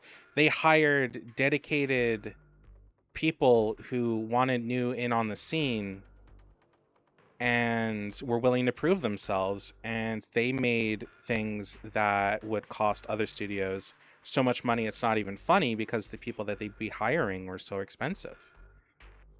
And those younger people made a name for themselves by doing that kind of work and made gorgeous animation. If a studio wants to do amazing shit, find people that want to prove themselves, that are willing to put in the work. And they'll make a name for themselves, and they'll have their name associated with good shit, as long as you credit them properly. But that's also another issue in the game industry. I cannot stop fucking ranting. I just like hearing myself talk, don't I? Anyways, game. Wait, Xiaoguang, Fuck. were you Banyu Shifu's I am so sorry to everybody who's been listening. Actually, I'm not sure I can stream for much longer because my throat's starting to get sore. Now I just run a martial arts school, teaching people how to fend for themselves. That's all. You're far more than that. I might be talking a bit less here. Shifu from Yunquai Summit. I've heard your sect is full of gifted mystics. It's an honor to meet you. Oh, Yunquai Summit. When we were fighting earlier, I couldn't help noticing your sword case. It looks very interesting. Ye Xunguang of Yunquai Summit. Inside that case must be the Qingming sword, right? The Qingming sword? The Qingming sword? Xiaoguang, you... Then that means... Why are you looking at me like that? Yishuan Shifu told me about the side effects of the Qingming sword. You just did all that fighting. Are you feeling alright? This is all my fault. I shouldn't have let you come with me on this rescue mission without knowing the full story first. Hey, relax. I'm gonna go check something. I'll be right back. I'm fine.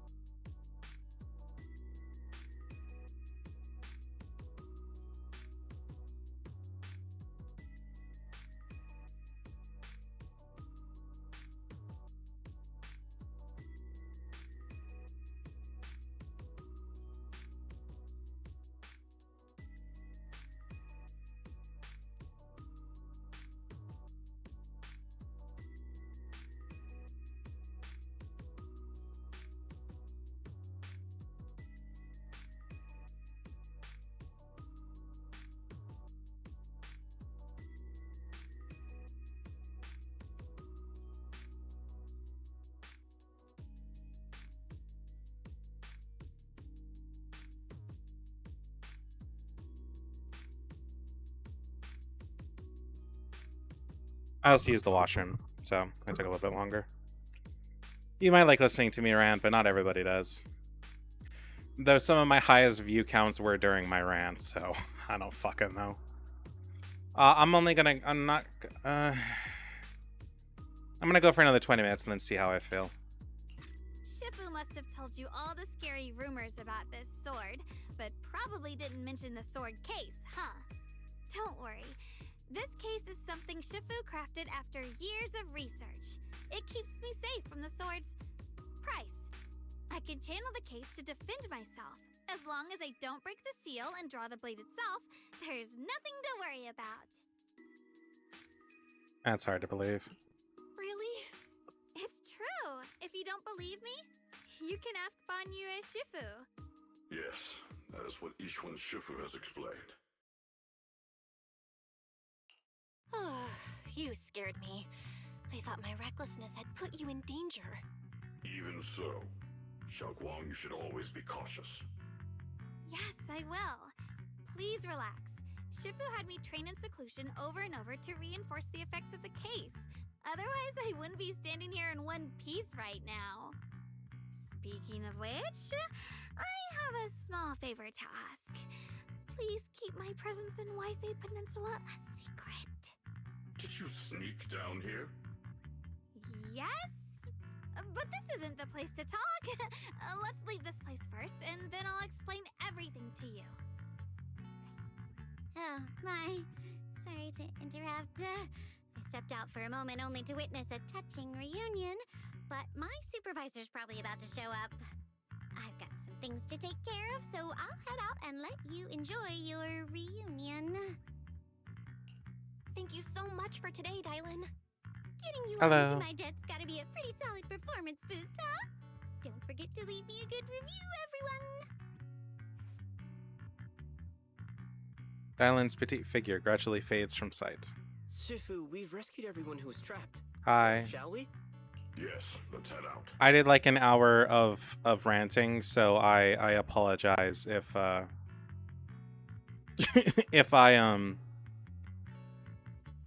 if I get quiet for the next little while. I ranted about all sorts of things. You improved your DAA score. Seeing you live like a third time. Yes, I've seen you, or I've seen your name pop up before. This moment, Dylan hears some unusual voices. The deceased coming from up ahead. No, Lady Sarah! I'm begging you, have mercy! I don't only do ZZZ. I do other things too. I'm just doing this for now. Why? I'm trying to catch up in the story. That Yeshuyan, you think he was truly devout enough? You knew it all along. You knew that he... The pleas for mercy come to an abrupt end. Oops, looks like I've stumbled upon some secrets again. The mission comes first. Let's wait and see how things play out. Next up, we're off to see that impatient supervisor. She's so damn cute. Look at her. Little fucking Labubu. How does it feel to play the role of a warm-hearted person? I'm not warm-hearted. Just trying to get some good reviews to boost my performance. And helping out my new friends along the way. You're really getting into it. As your colleague, I would like to remind you not to forget about the task. The task? Do you mean from Tops or the boss? You're a cunning one. As Krampus's judge, whose orders do you truly follow? Whose will do you carry out? Can there be any other answer? I'm just joking. You're always so strict, Senior Zhao. I'll retrieve that thing myself. So, did my kind-hearted senior come all this way to lend me a hand? Oh, whoops. Lend you a hand? Even as colleagues, there has to be some sort of exchange. Since the boss allows my code of conduct, I won't act without the chance of receiving something in return.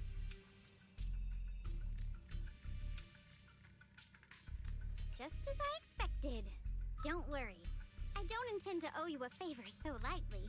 After all, Unlike you're a meat-eating exactly. rabbit, Senior Thank Joe. you, I appreciate that.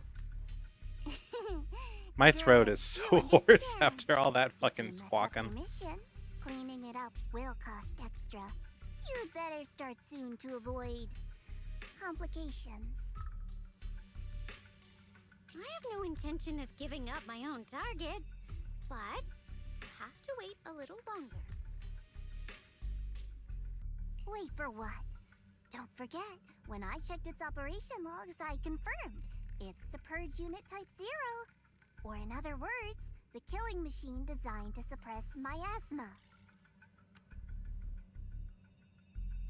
Haven't you also visited the place where Tops deployed it all those years ago and confirmed the truth, as you call it? As these words, Dylan lowers her gaze and her smile vanishes entirely. The scent of blood fills her mind and her gaze sinking into a cold, scrutinizing stare. Dylan slowly walks through a stretch of long, silent ruins within Lumine Hollow alone. A silent rumble echoes with endless resentment and wailing in her ears.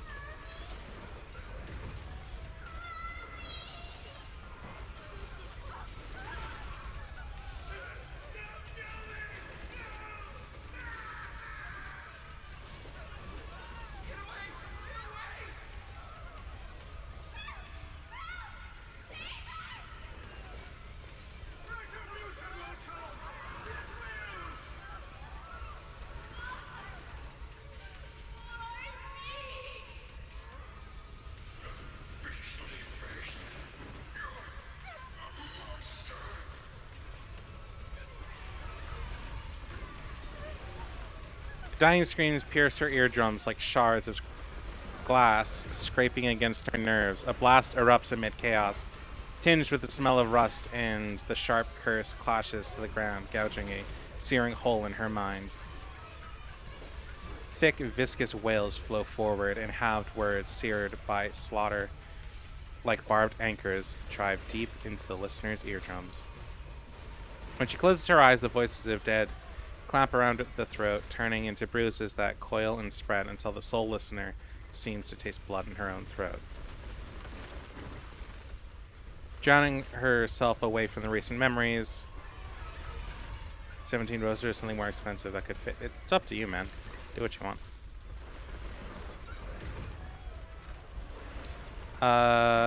The coldness that once swirled in Dylan's gaze is gone. I appreciate anything and everything that somebody wants to gift. Of your information, Senior Joe. It's just that there's yet another thing to chase down. Wait, hold up. Did I read the last of that? Recent memories, rise, shift, coldness. Once swirled in her gaze is gone. Oh, so trauma. That's one complaint I've heard about Zenless, is that everybody has like really, really terrible trauma. Oh, did you send something? Oh, you did. You sent a rose. Thank you. Sorry, it's the scrolling thing did not show what was what was latest. Yeah, everybody is super traumatized. Zhao has her own trauma. That's I don't think that's till like next chapter though. Dylan has trauma. Everybody has trauma. The only person who I think doesn't have like super terrible trauma is like Nicole, maybe, because her story is probably one of the least elaborated on in the game. And she comes from an orphanage. That's where all her money goes. That's why she's so broke. So she's been abandoned by her parents, or they were all dead. So she also has that trauma. Nicole is the bouncy, busty, pink-haired girl from the start of the game. The one with the briefcase that shoots black holes. 5 literal apocalypses, yeah.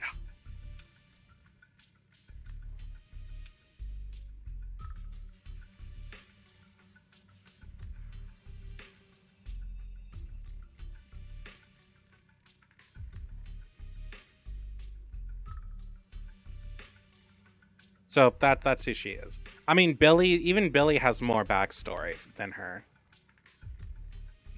And his is also really fucking insane from what I know. I don't know a ton of it, but I know enough.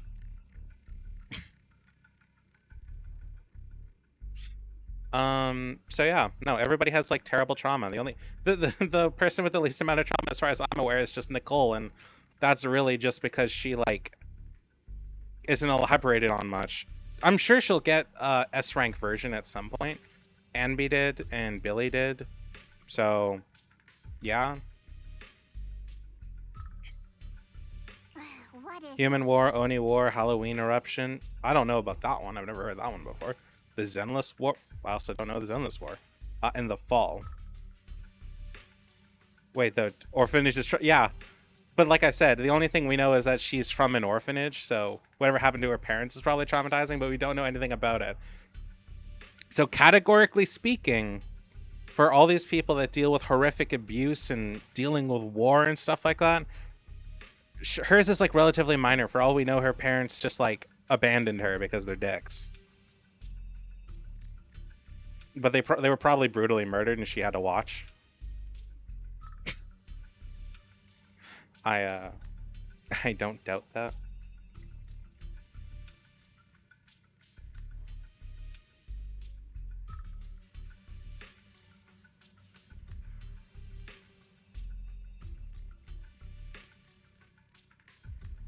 Earlier in the hollow, did you hear... Zenless War was when they learned about the Zenless limit? Ah, okay.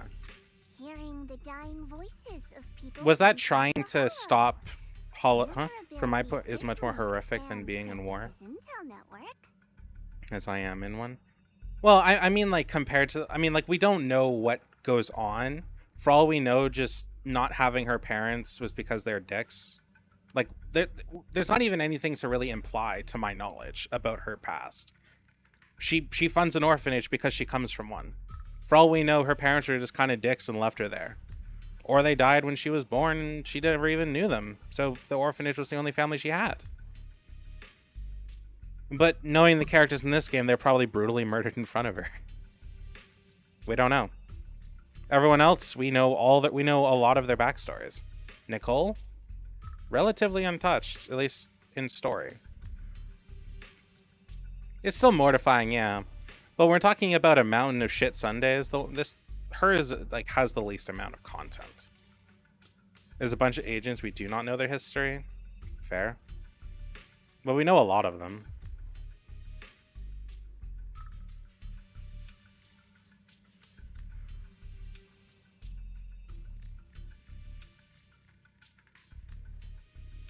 The boss will use anyone as long as it benefits Krampus.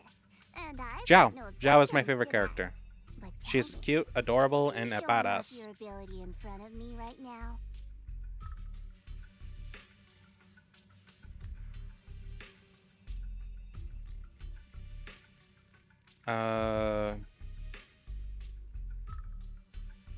We know a little bit more about Billy than we do about Nicole. There's where he comes from as an intelligent construct, which I think we know a little bit about, but I believe it's implied he was a part of the wars. But then there's also the fact that, which is partially why he's so fucking silly, but then there's also the fact that he was a part of the Sons of Caliban, and was their top fighter. So, yeah. I love Rena. I actually don't know much about Rena. There's a small amount of her story that I think we did in oh shit. Laura, but that's it. Ow. I don't know a lot about Billy's. I just know that there was more announced, but that was it. I'm not talking about the voices of the dead.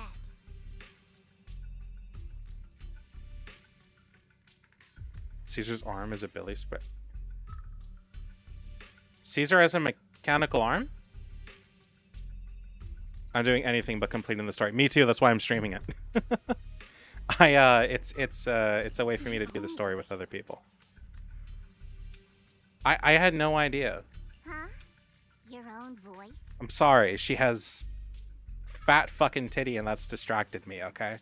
She has arguably one of the biggest busts, so I never really paid attention. I guess I'm gonna go look at her character afterwards. Mm-hmm. Either that or she's got slaves on. Interesting. Hearing strange sounds in the hollow isn't anything unusual for me. But hearing my own voice, that's a first. On her shield arm.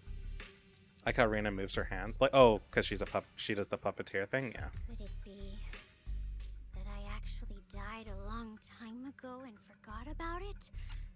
And what stands before you now is nothing but a shadowless ghost. You should cut back on these lame jokes while you're on duty. I'll look into what you mentioned. Holding them in a dinosaur pose. Remember, It's not a dinosaur pose, it's a puppeteering pose. By the way, that poor Salumex idiot. Like she's pulling the ghosts on their strings. That's what that is to my knowledge. Did make your entrance more believable, I mean, yeah, it is, but yeah. anyone Rena has a takes great story credit too. for acting on their Other own than the little stories bit we saw during the I don't like that kind of unpredictability. story chapters, I don't remember much. I skipped through a lot of the character stories because I was farming Polychrome.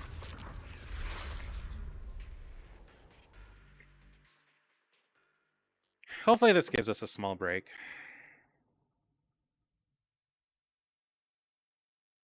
I'm so tired. You're motivating me to really complete the story. You should. I stream it. Like, I'll be streaming this tomorrow and Monday and Tuesday, and then Wednesday, what do I have on the schedule? Hold on. Server. I don't just post this in the server for others. I post it for myself because I forget.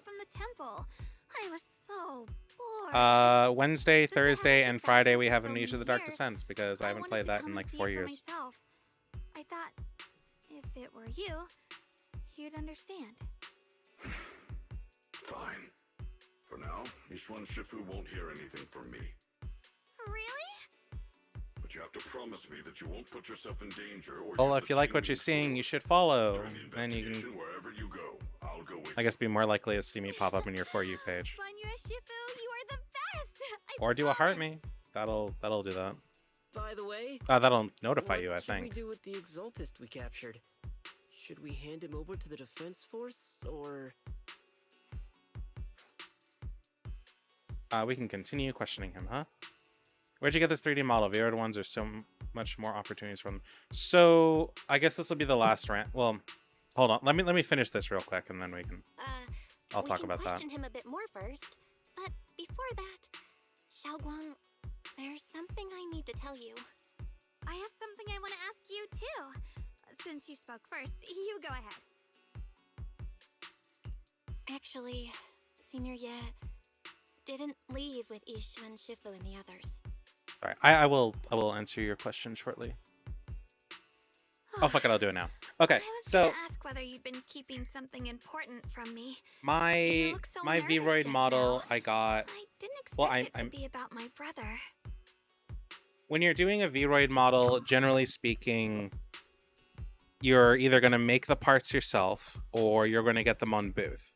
The way the Vroid works is that there's, well, obviously the program Vroid, and it has meshes that you can put textures on, but that also limits you in a lot of ways. All these are just meshes from that. I haven't added anything through like Blender or Unreal. Or sorry, not Unreal. Unity, right? Unity. So I haven't done that yet. I've gotten some textures I just made myself. The outfit, for example, is something I actually bought on there, though I am designing my own. My hair was a texture I did. The tongue, the base of the head, the face and body textures are actually done by another VTuber called Agnemia Witch or something like that, and she does all sorts of Vroid stuff. You can do a lot of things with Vroid if you're willing to take the time, but it's a lot of work and a lot of effort. I would rather have a more custom 3D model done later, but that costs a lot of money that I don't have. Whereas the most money I've spent on this character is like maybe $20 Canadian total, $15 for the butler outfit, and another $5 or like $4 for a suit that I no longer use. Everything else was either free or I made it. I do have plans for design changes, but I just haven't gotten around to it because it's a lot of work and I'm not an artist. And my artist friends are preoccupied or just not able to help. So yeah, and I have a really hard time getting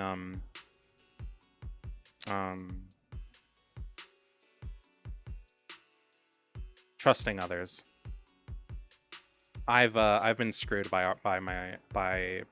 artists that I've worked with before, so I don't think everybody's gonna do it, but it's happened enough that I'm pretty cautious. Especially because if you have a falling out with your artist, and then you like pretty much should just stop using what they made, and that's just uncomfortable to say the least. So yeah, I'd rather not just have a run-in like that again if I can really help it. So oh yeah, I had a whole other model, and then I made the mistake of dating my artist, and we had a pretty bad falling out after that. So Sure, I can be a little reckless and all, but my brother's always been discreet and level-headed. If he made a choice like that, there must be more to it than it seems. Since you were already looking into his whereabouts, let's go together and get to the bottom of this. Shuyuan has always been careful in what he does, but in case something has gone wrong this time, I'll help you with the investigation. So, you're not angry? At first, I was a bit angry when I sensed you were hiding something from me, but I'm also relieved you didn't continue to keep it from me. I'm sorry, Xiaoguang. My brother and I were hesitant at first, but based on the information we have now, you deserve to know. I understand. You were just worried I might act recklessly. But don't worry, I promise from now on, no more going behind your back. I just can't have an instance where I use parts from somebody and then just have a falling out with them, because I don't keep friends long a lot of the time. So, or I don't know when I'm gonna do something that sets somebody off, so I just don't do that anymore. You know, I anytime I've ever tried to ask for people to help make things, it's like, sure, and they're eager, and then nothing happens, or I'm forgotten about most often than not. And I just, okay. So I just gave up on it. Please promise me you won't hide anything from me anymore, okay? All right, I promise. Pinky swear. I got tired of forgetting about it. And it's worse when you date people and they do that too, because then it's just a whole other level of insulting. Zhao Guang's expression returns to normal as she turns to the captured Exaltist. These people are either depressed or just not caring. I'm just a forgettable person. That's a whole other conversation. Was it Yes Shuyuan from Yunquei Summit? I don't bug people about that kind of stuff, because it's like, hey, it's free. Like, why am I gonna bug them about it? It's not like I paid them. It's not like they have an obligation. You know, if they just forget about it, then they forget about it. Yes, that's him. Just some outsider who defected halfway through, yet Lady Sarah trusts him more than any of us. Defected? Why did he defect? Do you know? To meet the creator, of course. Then, what do you need the ancient array for? Aside from searching for the array, are there any other plans? Lady Sarah got her hands on some old beat-up book. Ever since she brought it back from some market in Phylum Heights, she's been obsessed. She ordered us to search for the array, said it's key to our audience with the creator. As for anything else, I've got no clue. I'm not that high up the chain. I've been busting my back all this time, never complained, never quit, and still, I'm worse off than some guy who used to be our enemy. Why would my brother get involved with the Exaltists and take part in such a dangerous mission? Perhaps he's already secretly contacted Yishuan Shifu and plans to wipe out the remaining Exaltists in one strike. If that's the case, why would Shifu possibly keep that from me and my seniors? Or perhaps there's a reason he didn't tell Yishuan Shifu?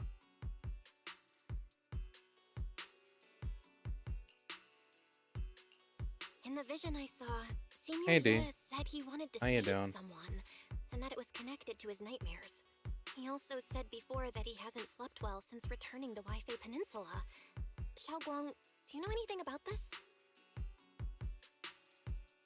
Nightmares. Has my brother been having nightmares again? Sorry,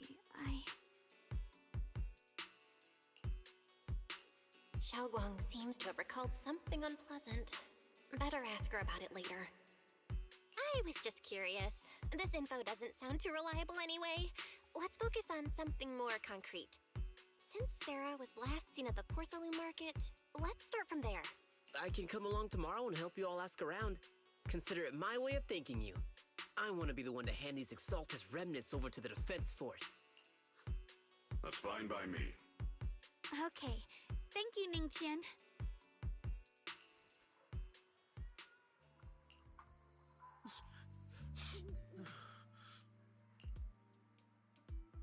Letting me go, just who are you? Are you one of Lady Sarah's people? Did she send you to help me? You're played like a fool. Did you really think she cared for you? Played, what that's supposed to mean. That woman, she's too obsessed with the creator. There's no way you can trust her. Looks smart on the surface, but might just be another pawn played like a fiddle. I don't think that person will succeed either. They seem to be living for others too. Not worthy of my sympathy. What on earth, pawn that person? Someone who actually thinks I'm worth trusting. Whatever, why am I even telling you all this? Just go, forget about the Exaltus and everything that happened today. No need to thank me. I simply have no choice myself. I just wanted to try giving you another choice. Okay. Ningqian's expression remains unreadable as he watches the stumbling yet light-footed figure disappear into the crowd. Over at Swabian Temple, after a day of commotion, everything has finally settled into silence. So, Banye Shifu and Xiaoguang knew each other from way back when. Xiaoguang's far stronger than the ordinary person now that Banye Shifu. We should totally be able to guarantee everyone's safety and make things easier. About the Qingming sword. Yeah, I get you that you're worried. I mean, look at what happened to Yishuan Shifu's sister and all those sword masters that came before, having your memories and senses, even your life drained away. That's a heavy price to pay. But since Yishuan Shifu placed a seal on the sword case, she must have discovered more about the side effects of the Qingming sword. For now, let's just trust in Shifu. From now on, we should be more careful. It's best to avoid letting Xiaoguang get into any dangerous situations where she needs to draw her sword. Tomorrow's investigation. For now, alright, Xiaoguang's guest room is all set up, and we reference Fairy's lifestyle preference analysis report. The other seniors, blah blah blah. Go check on Xiaoguang when we first came to Swabian Temple. Senior Yi and other disciples were super sweet to us. Now it's our time to treat them to the best. Yay! Cool. That is...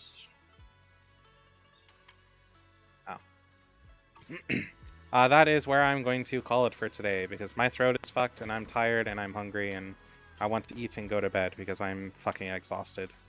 So I hope I will be live again tomorrow. Follow if you want to get notified, and I guess I will see you all tomorrow. Sweet dreams, everybody.